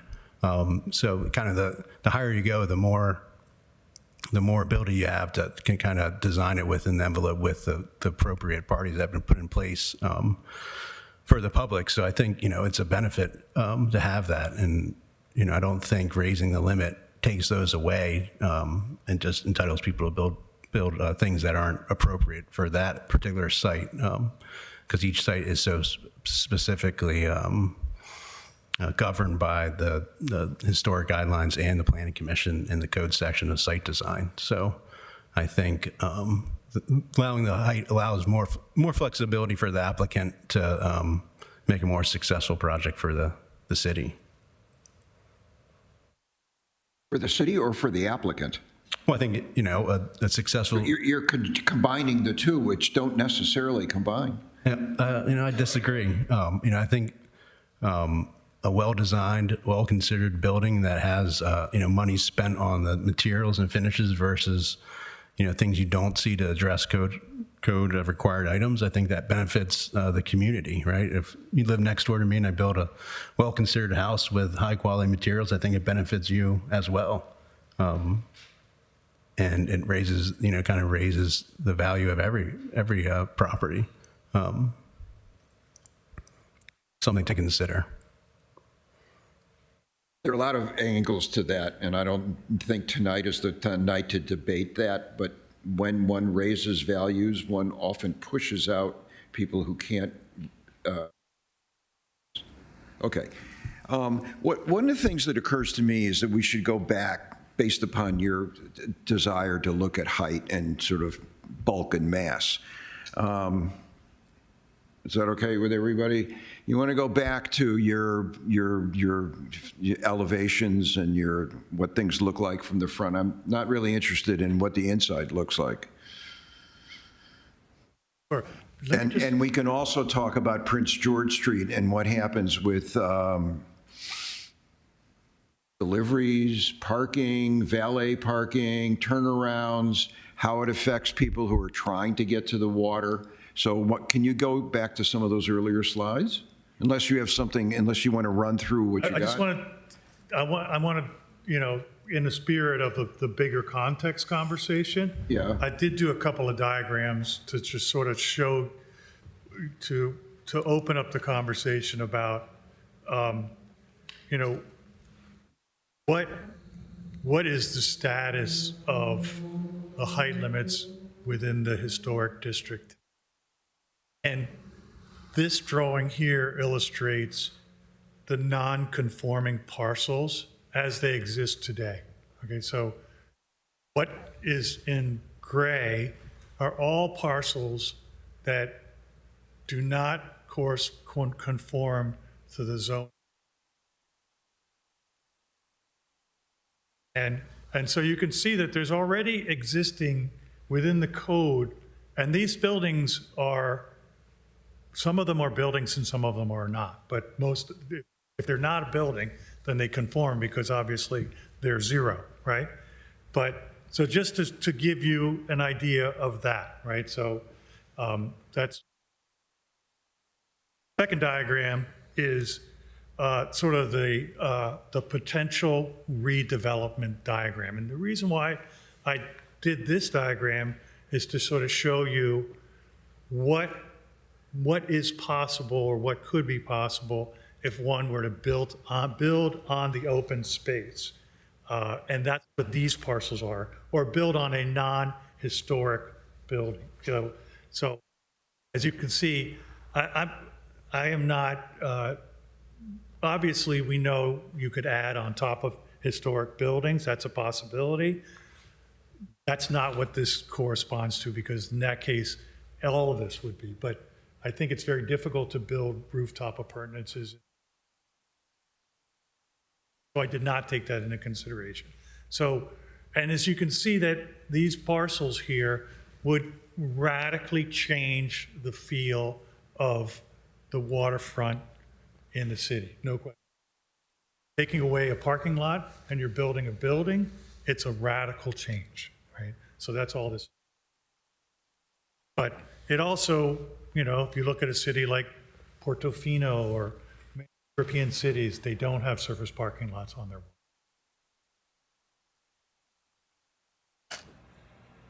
Just wanted to share that. So now, Just think hotel to waterfront dive back hotel would not into the be conversation. permitted today.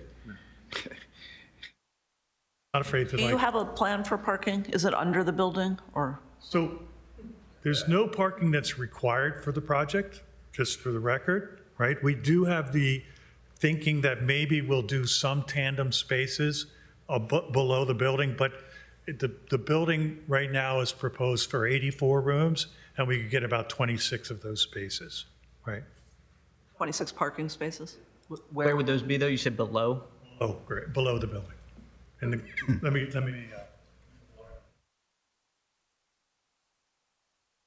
We'd build a bathtub, basically, which is what we had proposed in 2015 to build underneath the park, was a big parking lot, but it was desired not to have that many cars or improve. So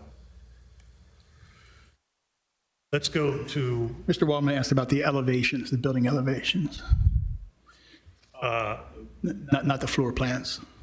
So let me just go through the floor plans real quick, okay? So this Prince George Street is a two-way street, just for the record. Cars would come down, drop off here, and make a U-turn back. Turning radius is just big enough for that to happen, right? And that's the idea, is that cars would come in, drop off here, and turn and come back. Because we can't drop off on Dock Street, even that's where our entrance is today, that's not available. This is the service entrance here to the building. Trucks would lay by and load in, or some trucks might be able to back in. But primarily, that's the location. So a truck would lay by here, back in, and turn around and go back out. A 53-footer can fit back there?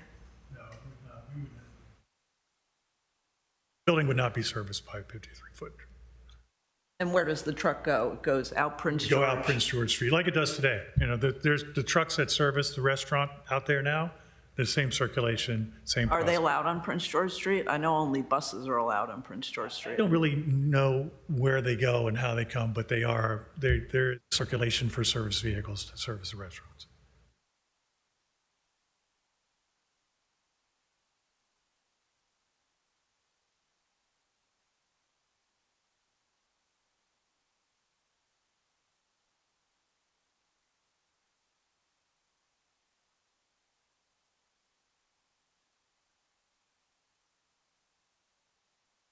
So this elevation was developed with the former mayor, and it's our collaboration. The name of the building, you can see it says, if you can't really see it, but it says they're a team, right? And so this is a three-story masonry facade that starts at 2 stories, steps up, and then to create a little bit of a pavilion with a frontal piece that's 2 stories with a sort of a colonnade above.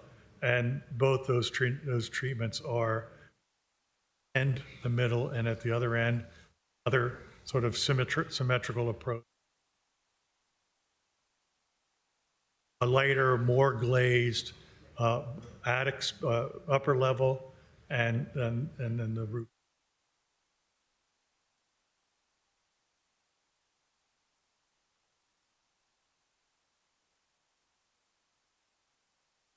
And this is an initial design that is welcome.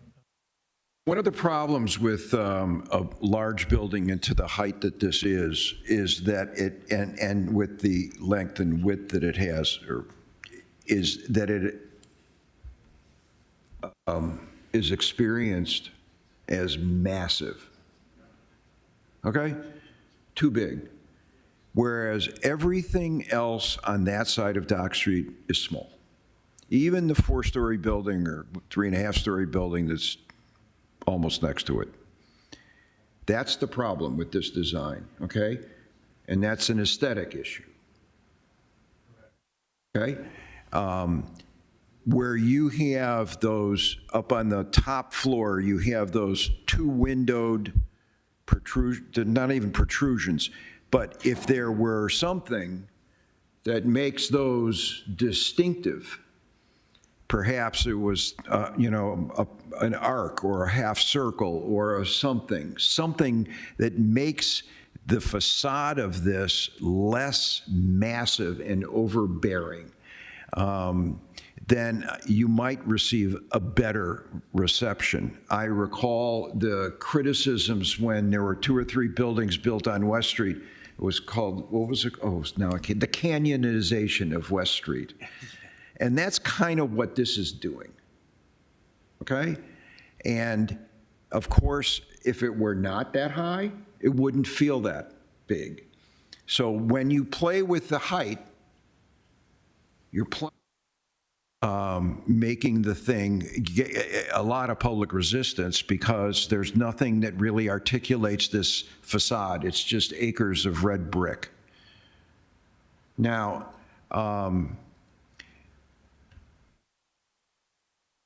I think that one of the things that we need to think about, aside from your presentation, that everybody up here needs to think about is what happens with the rest of Dock Street.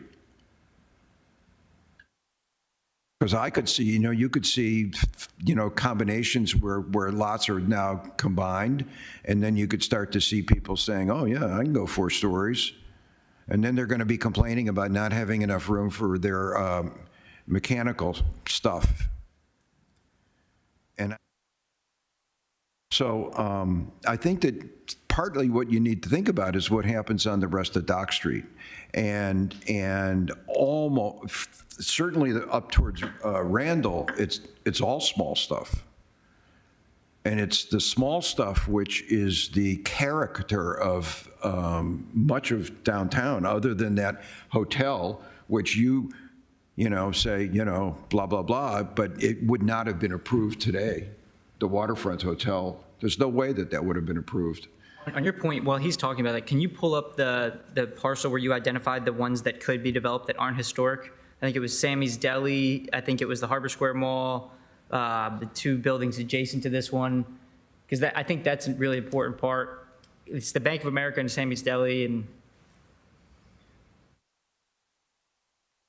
so it's really just that. It's the Bank of America, Sammy's Deli, Harbor Square Mall, and then a couple of the parcels there next to the hotel, it looks like. Yeah, that one. Everything else is it because everything else is historic? Yes, And then there's the grass lot in between? yes. You mean the billboard? Historic billboard. Have you thought about using the Harbor Square building for part of the hotel? Couldn't you take Yeah, some for- of the massing for the away? parking, actually, for the underground parking, we could do a better underground parking facility there. But what about the facility itself? Could you use that as your ballroom or restaurant or some part of the hotel? We've thought about using it as a meeting space with some additional rooms and retail on the ground level. And that wouldn't be enough to reduce some of this? It's really, like I said, the 2838 requires 3 stories of 8.5 feet or 9. Just a very, The other parcels there, so we're talking about just Dock Street potentially, but the other parcels would 3-story be, townhouses work great. it would be all of the Zone 2, I guess, or Zone 1 down there. So that's what, Fleet Reserve, Chop Tank, AYC, Marriott, and I guess the elementary school? Is that what those are? This is the empty lot that's next to the Top Tank, right? And this is the Fleet Reserve. This is the hotel, and this is the property next to the hotel. The Yacht Basin? The Yacht Club parking lot. And is that other blue one, is that the elementary school or is that the parking lot? This is a parking lot. So really, those probably wouldn't be in play unless, I mean, I guess the parking lots could be in play. Hopefully someday there won't be parking lots in the future. Hopefully someday there won't be cars. So we're legitimately talking about, I guess, 2 of the applicants' properties, and then I'm blanking on the name of the family that owns the Sammy's Deli and Bank of America, but it's really just 3 properties that would be able to benefit from this, it sounds like. Nobody else would be able to benefit from it. Well, clearly these guys would be able to benefit. The people who own the open lot, they could benefit. The parcels next to us could benefit. Side of the street. So, it is. I would be curious to have them also, their opinions included in the application, of whether or not they'd be in favor of it. Minute, they could die next. Yeah, okay. Yeah, you have to kind of decide, given this, and given the possibility of consolidating some of these properties, you have to look 20 years down the way, 30 years down the way, because people die and they change their minds and they decide, yeah, we'll do it, I'll sell, blah, da, da. You could have, that entire block could become, 4 stories. Well, I think if they're historic, it would be difficult for us on the commission to be able to approve any change in historic, residence or property. John, do any of those have historic designation? They're within the historic district, but do they individually have, are they on the historic record or something like that, register? What we're seeing there. Yeah. None of those parcels have historic? The Sophie's Crepes? In the green. You mean in No, the other ones not in the green. Those are all historic. Those couldn't come down. So none of those property owners would benefit from the height increase. fact, the mall, which was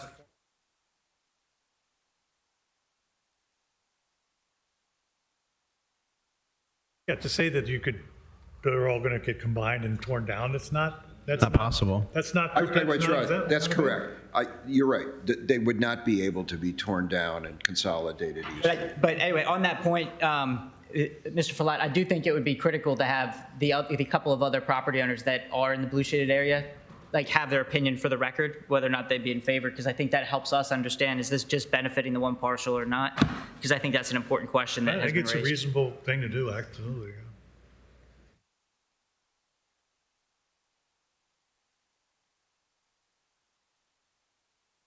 That's the reason why these parcels are identified is because they actually could get redeveloped. The rest of it really cannot get redeveloped because it's historic.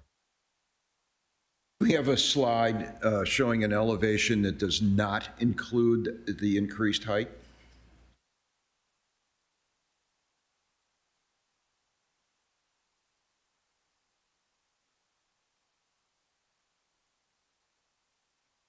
Yeah. So we did do a few images to show you what would be possible. This here shows a Zone 2 development with a 30-inch variance. So what is allowed right now in the code is above the 38-foot cornice line, you're allowed to have 30 inches of override for mechanical systems. In order for us to occupy the top floor of this building, we actually need 30 more inches. So this shows basically a mechanical penthouse that is equivalent of 5 feet above 38 feet, right? That allows the elevators to service, to be able to get and service this rooftop level. And we need the elevator service for ADA, for handicap. So This is not feasible? This isn't feasible either, right? We need a variance to go 30 more inches. Well, let's say if the variance was granted as opposed to height change. There are no this is not variances feasible? allowed in height in this. You either have to change it or not, right? That's the way it works. In Annapolis, the way the code is written. There are But no- if the height was changed, is this feasible compared to the extra floor that was presented? For your hotel. Like this, because this is one Could it floor work? less. Am I wrong on that? No, this is still 4 stories. Oh, One, okay. 2, 3, 4 stories. Helps with They're that. all 8-foot stories. It looks smaller to me, I'm But sorry. it's smaller. It's, Definitely smaller, but Yeah, it's it still is a wall. Yeah. these are the heights currently. So this is that, okay, so I did, this is a work session, right? So we're working, right? So this is the design that was proposed for the last go-around the previous mayor submitted, the idea that we could have a full floor above the 38 feet with an elevator override that got us to 53 feet, so that this roof could eventually be occupied. So again, this is 28 feet, 38 feet, and with a sort of a rooftop penthouse that goes up to 53 feet, right? Lastly, is the showing for today. 5 feet and 45 feet. This is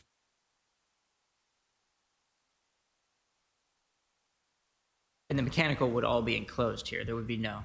mechanicals all enclosed.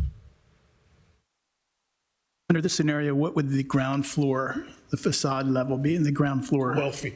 12 feet. 12 foot 8, so 12 feet clear.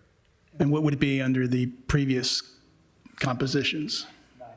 9 feet. Yeah. On one of the iterations, you showed a promenade that had steps down to the street. Currently, the property is at street level. Are you suggesting that you are going to raise the building so that you can accommodate the underground? Like, is that a requirement for the project?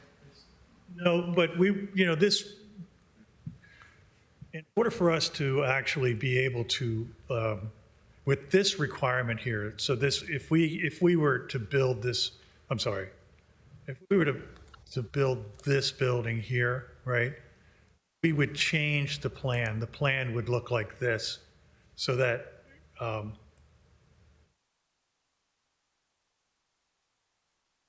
because we would lose some density, we would put the lobby at one end. This was a previous design, and it would be all at the lower level. So we would be able to get the taller height and at least qualify for a lobby by a break. At the street, you would have to walk. Now the whole lobby sort of steps up, and then be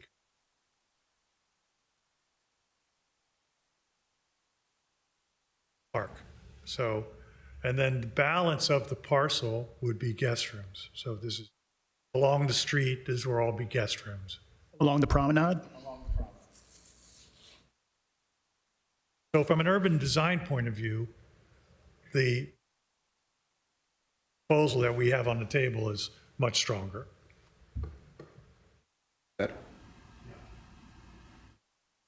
Quick question. Mr. Phillip, I was just trying to understand that last, one of the last pictures. You were talking about 53 feet that would have rooftop dining, and you also mentioned penthouse suites or penthouse something. So are you talking about allowing rooftop dining and having penthouses if you go to 53 feet? Sorry? Did you talk about rooftop dining as well as penthouse suites? I think she was referencing the plan that the mayor had potentially Yeah, proposed. the mayor was suggesting that maybe we would just have a rooftop venue all the way up on the top of the building. Okay, and what was the penthouse concept? That would be the penthouse. Okay, so not rooftop dining, just a big penthouse up there. You show that. Penthouse level rooftop dining. Okay, penthouse level rooftop dining. Got it. No Thanks. accommodations. No accommodations. No accommodations. Got it. Can you show that?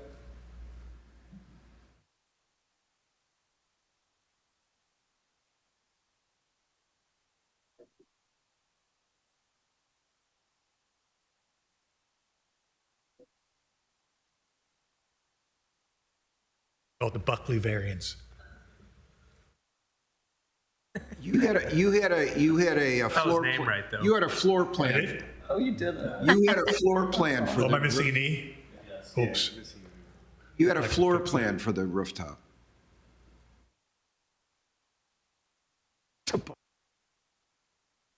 Sorry. Sorry? Excuse me, you had a floor plan for the top level? Of this top level or the other top level? One you want. Okay. Yes, I do have a floor plan.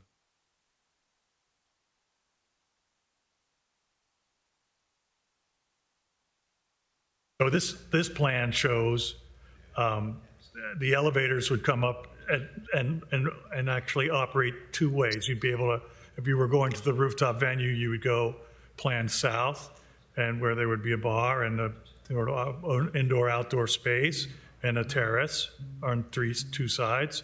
And then if you were going to a guest room, you would go plan north, and you would walk to the left, and there would be guest rooms here. So these guest rooms have private terraces, and then the mechanical room or mechanical equipment happen in this niche here at this level. I remember a discussion about green roofs. Right.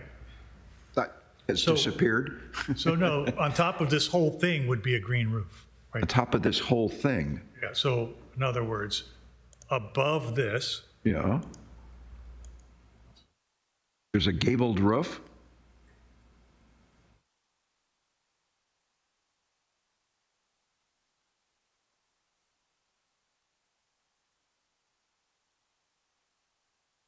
It's covered with a roof. Is that a roof? that could be a living roof. Excuse me? That could be a living roof. A green. This gray area. Okay. We talked about so many different variations and so many different options that I've kind of lost my way here. Yeah. And so I want to get back to what I think is the basic issue. Am I correct? You could do all of these different variations that you're showing us without the change in height, except for the one that you prefer. No, we wouldn't be able to do the ground level the way I'm showing it. We would do a different ground level because we need to have a taller portion of the go all the way across the site as opposed to east-west.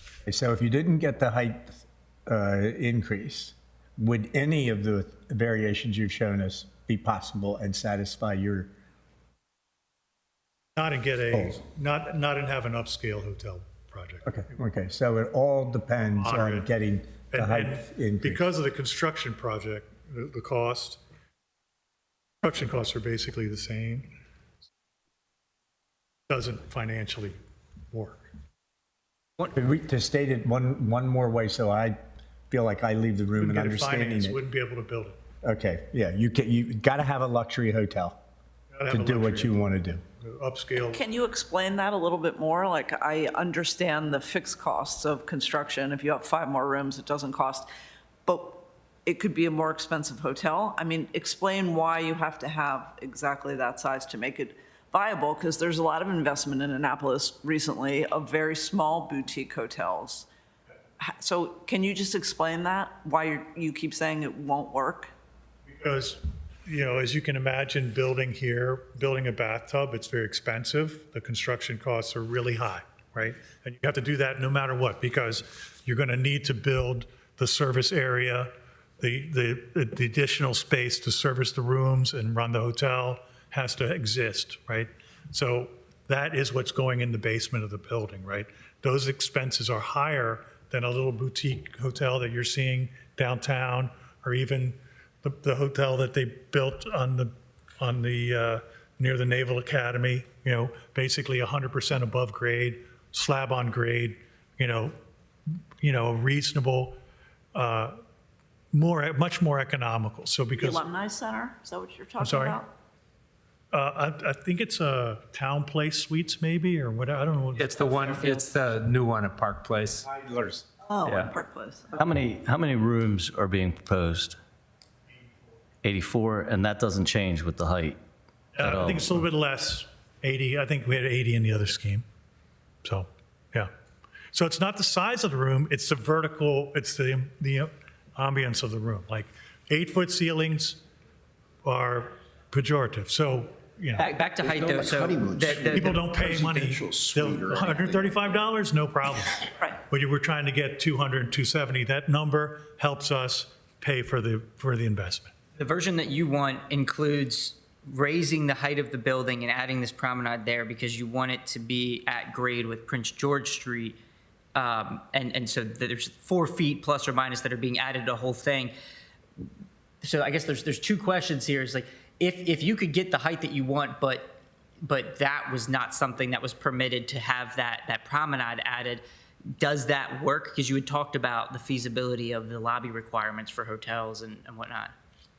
So if for Seems like some that could reason save us or 4 another, there was a revolution and people decided they did not want to have outdoor dining, which up until COVID or for a long time in our country, for some reason or another, outdoor dining is a no-no, right? And just recently, it's sort of become a thing that people like and enjoy and understand that, the European model is actually something that Americans enjoy as well. But if for some reason or another, the city decided that they didn't want to have this outdoors dining, would it stop this development? Probably not. Like, we could make it work without it. So like I'm saying. But do you need the increase in height and that 4 foot, increase, like where you have to walk up steps to get to the outdoor dining? We're not talking about walking down the sidewalk, sitting out in a seat. We're talking about you are entering the hotel premises to have the outdoor dining. Is that height required there for what you want? You're walking right off the park. I'm not sure. But you had a picture showing, if you go back to the desired one that you have, it shows a This is the one. 4-foot concrete block that the building is now standing on top of. It steps down to the streetscape. It doesn't show it at street level anymore, which currently the building is at street level. I'm going to talk about that. If you go, and maybe it's just a rendering Go to one of the renderings. but if you go to the rendering of the one that you want, and I apologize if I'm mistaken, but my memory. Saw it too. So there's a 4-foot, kind of, maybe it's a different height all the way through with a grade change, but that to me looks like that is you raising the height of the building. It looks like you're now on public property with that, and it feels like less of a streetscape and more of entering a hotel premises. Now, there's pros and cons to that, but I want to understand that. So the idea is requirement. that this is the slope. That's the way the park is designed is it slopes up to elevation 8, right? It goes from elevation 3 at Craig Street up to elevation 8. So that's what you're looking at. You're looking at the gentle slope that starts at 3 here and goes up to elevation 8, roughly here, okay? So that's the plinth that you're referring to, right? Is that Rest of on- this wall are planter walls. This is a planter wall, so. Yes, clarify that, because Yeah. that looks like stairs. It's not. This is a planter wall that is the planter, sort of the garden wall that's actually in the design of the park as it stands today. So would the building be set back for this, or would you be taking city property for this? The building is on its property line. The planter and the sidewalk, et cetera, right now is a transition in the current plans. There's a tree planter, right? And then the area between the tree planter and the face of our building actually is lowered so it doesn't impact the existing latitude 38 grade. Understand? Latitude 38 is elevation 5. Is that elevated terrace? Is that on your property? Is that on private property or public property? Not an elevated terrace. It appears as concrete there. Those tables are sitting on the same grade as the brick sidewalk. Yeah. Well, we don't have that grade change now, so I think that's why we're having a hard time seeing that. It's all at grade. So Yeah, this is a rendering. It's not a detailed, I could explain it to you. Well, the rendering is important. Yeah, no, it's very important. And basically, what you don't see is that this grade of the building is the same as the brick here. This is a garden wall that separates, that is the planter for the tree. Oh, Oh, so that's the, okay, I understand what you're saying. So that gray area there, It's a planter wall. It's a garden wall. It's not the sidewalk. On the other side of that wall, it goes back down, and that's the elevation of the. so that's another conversation for design, is that separation of space. So that's why when I was showing you the section, right? Let me show you. But my primary question there was whether or not that was a component of height, because if that could save us 3 feet, then that might make a difference. Seems like more of a question of design than anything else. See that? You're looking at, when you look at that image, you're seeing this here, right? So this is the promenade here. This is a planter that the tree was in. This is the sidewalk that's existing out there right now, right? And we're raising that sidewalk so it all matches here, right? If this building isn't built, this actually comes down to here. And there's steps from here to here. But we don't have that because we're building our building. That helps provide clarity, thank you. So where that man is standing to the right of the tree planter, that is public property? Where that man is standing is public property. Kubiak, is that public property? Yes, that's part of the public right-of-way, part of the promenade that we see on the city dock plan. It's currently sidewalk now, right? Yes. Also part of the design, you propose renting that for like tables and chairs, just like they do in Market Space or something like that. What's the height of latitude 38 now? I believe that latitude 38, part of it is in compliance with the code, like I think some of it's 28 feet. Other parts of it are a little higher. And Mr. Kubiak, what is it that I'll you give you hope an answer exactly. that we I can't will do it. accomplish About 30 tonight? feet, let's say. Roughly In a few words, what do you hope to get us to do for the applicant? For the applicant? To help him decide how to move forward. Okay. That's what I mean. I don't mean For us trying to to solve his decide, problem. for us to decide how to move forward. I want to know what Mr. Jakubiak's purpose for the meeting is. Because we're going everywhere now. We've got 10 minutes to get there, because Yeah, we're at going 10, everywhere we're now. shutting the lights out. Okay? But still a lot of fun. Thank you for this time, though. Yeah, Really, okay. truly appreciate the energy here and the input. It's not often the Planning Commission, HBC get together to talk about things like this. And I'd like to do this more often with projects of some magnitude and land use changes that could bring about benefits. You could think of many stretches along our major corridors that the same discussion would benefit all of us. If we, as staff, move forward to draft a zoning text amendment or a map amendment to the height limits we like to be informed by these discussions. And I've heard a lot of different points of view and perspectives. The architect has sort of described the real-world implications for building design, which is relevant to us because that affects how the public experiences the public space, the open space. And the difference between, say, 12 feet on the promenade and 9 feet with hotel rooms entering not onto the street is pretty meaningful in terms of making a space. So that's just like the stuff that's important to hear about. I apologize Yep. for being late. You probably said something to that effect. Something to that effect, but that was a good question. It's a good way to sum up the discussion. Would it be possible, Mr. Jakubiec, to make just from Craig Street to the water, that one block, to make that the subject of any height change? Yes, of course it would be. It wouldn't be spot zoning, and I could talk more about that. Lost my mic. We only have to look at the current height mapping to see that it's blotchy. You know, there's collections of parcels all over, different colors, and then the key thing is there a public interest? Is there a public benefit to the decisions that we're making with respect to any zoning text amendment or map amendment? That's what the fundamental difference is. What would the significance be of introducing legislation that allows for a special exception to be applied for, as opposed to just increasing height? Like, what if we allowed for the opportunity to have a special planning process for a special exception for this? They'd still have to go through all of the different layers, as opposed to just saying, hey, carte blanche, everybody has higher height. 3 people can benefit, but everybody's got it. Yeah, so I like to differentiate between the special planning process and the word special exception. Okay, It's a term of art, me. it's legal, we're not going to talk about that. But a special process for the determinations to be made, that's an important. If we're just talking about the hotel, I feel like that maybe that's a more appropriate approach, unless we're talking about a broader impact than. Well, I don't know if we're just talking about the hotel. I think these ideas are applicable to the entire block. Maybe not right here and in the immediate future. But there seems to be multiple ways of skinning this cat. One is to change the zone.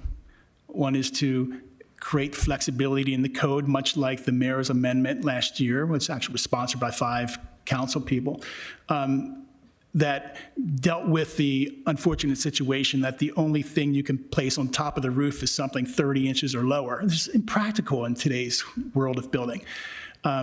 So, we can write code that provides flexibility and higher standards. Many parts of our zoning code allow uses by right with standards.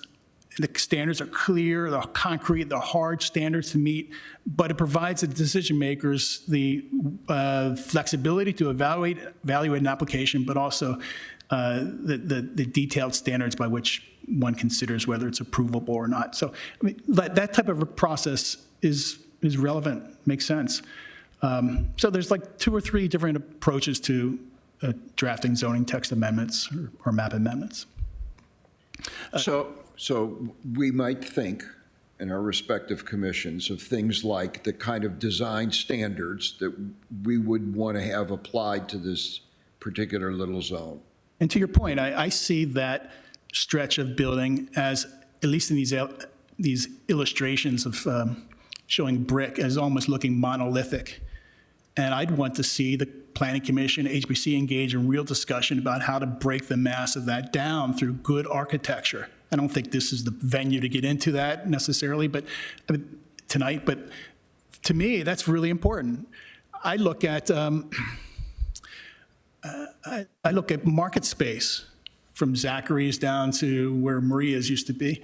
And I see the variation of colors. I see variation of roof and shapes and buildings moving in and out. Now, some of that is impractical if you're going to actually have a hotel with hallways, But some of it can be achieved, I think, through good design. So that's the level of analysis I think a planning body needs to engage in and be satisfied with before approving a project like this in a historic district.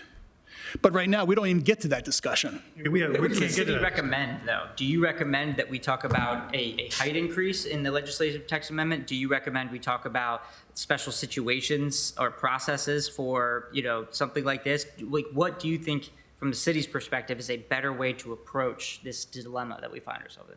We haven't decided yet what the best approach is. We want to get an approach that allows for good decision-making, and I don't know where it is. I think flexibility on the height is essential, actually, to having a building design that deals with a variety of issues and interests that are there now. And again, when we establish these height limits, they are limits or caps. They're not guarantees. An applicant still has to demonstrate that the project makes sense and meets the various standards that are in code. The HPC can always look at a building and say 28, 38, that's the most you can get, but your design actually warrants something smaller because the buildings across the street are articulated in a different way, or the ones next to you.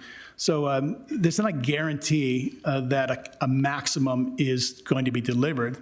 It just allows the developer to present something with flexibility to show that is the maximum that's allowed. So I don't have a clear answer for you yet. We're exploring these issues. Is there a reason we're not applying the height limit increase to all of C2? Especially with the changes that you guys are proposing for C2?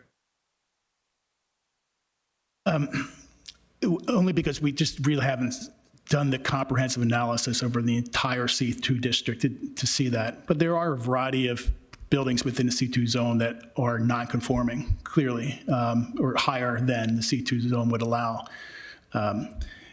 That would be perhaps something we ought to consider at some point. But right now, we're just thinking of how to complement the investment that the city's made in City Dock with private investment that can actually kind of just drive the civic agenda for revitalization here.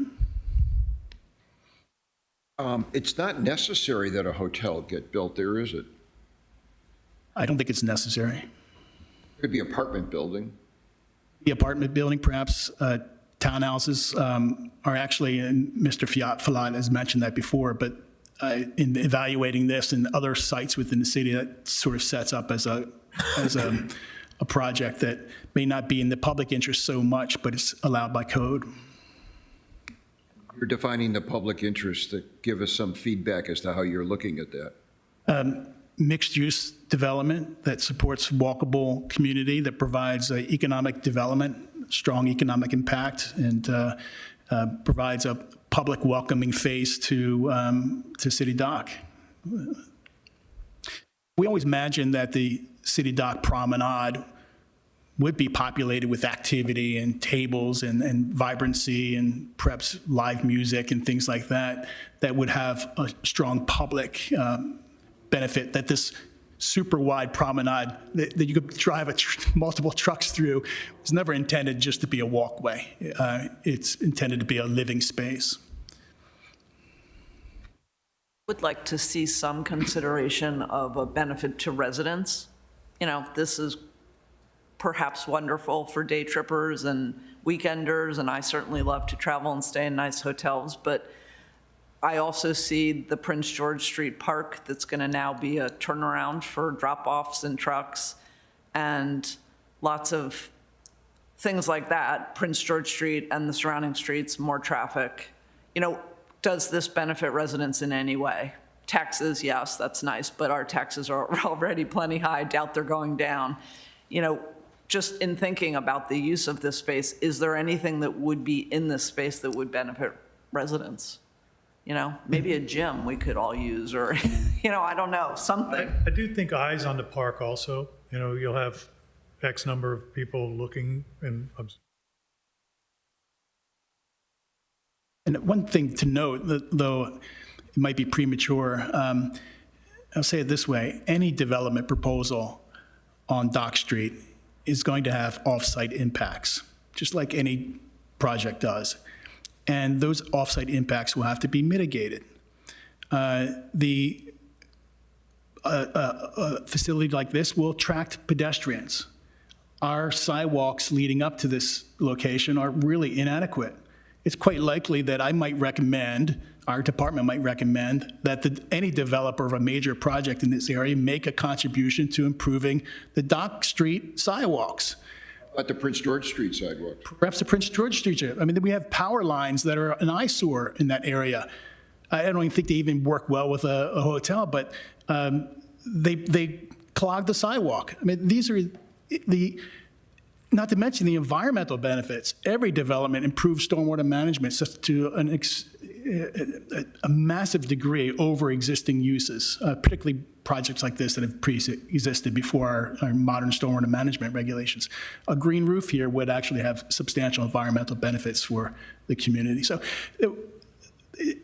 the flexibility in code allows for the planners here to actually work to bring about a benefit to the community. I liked your ideas about, I mean, I hadn't even thought about the possibility that the building itself, whether it's a hotel or something like that, could deliver direct benefits to the neighborhood. I think there will be meeting space, and that could be used as a community meeting. Done that before in other projects.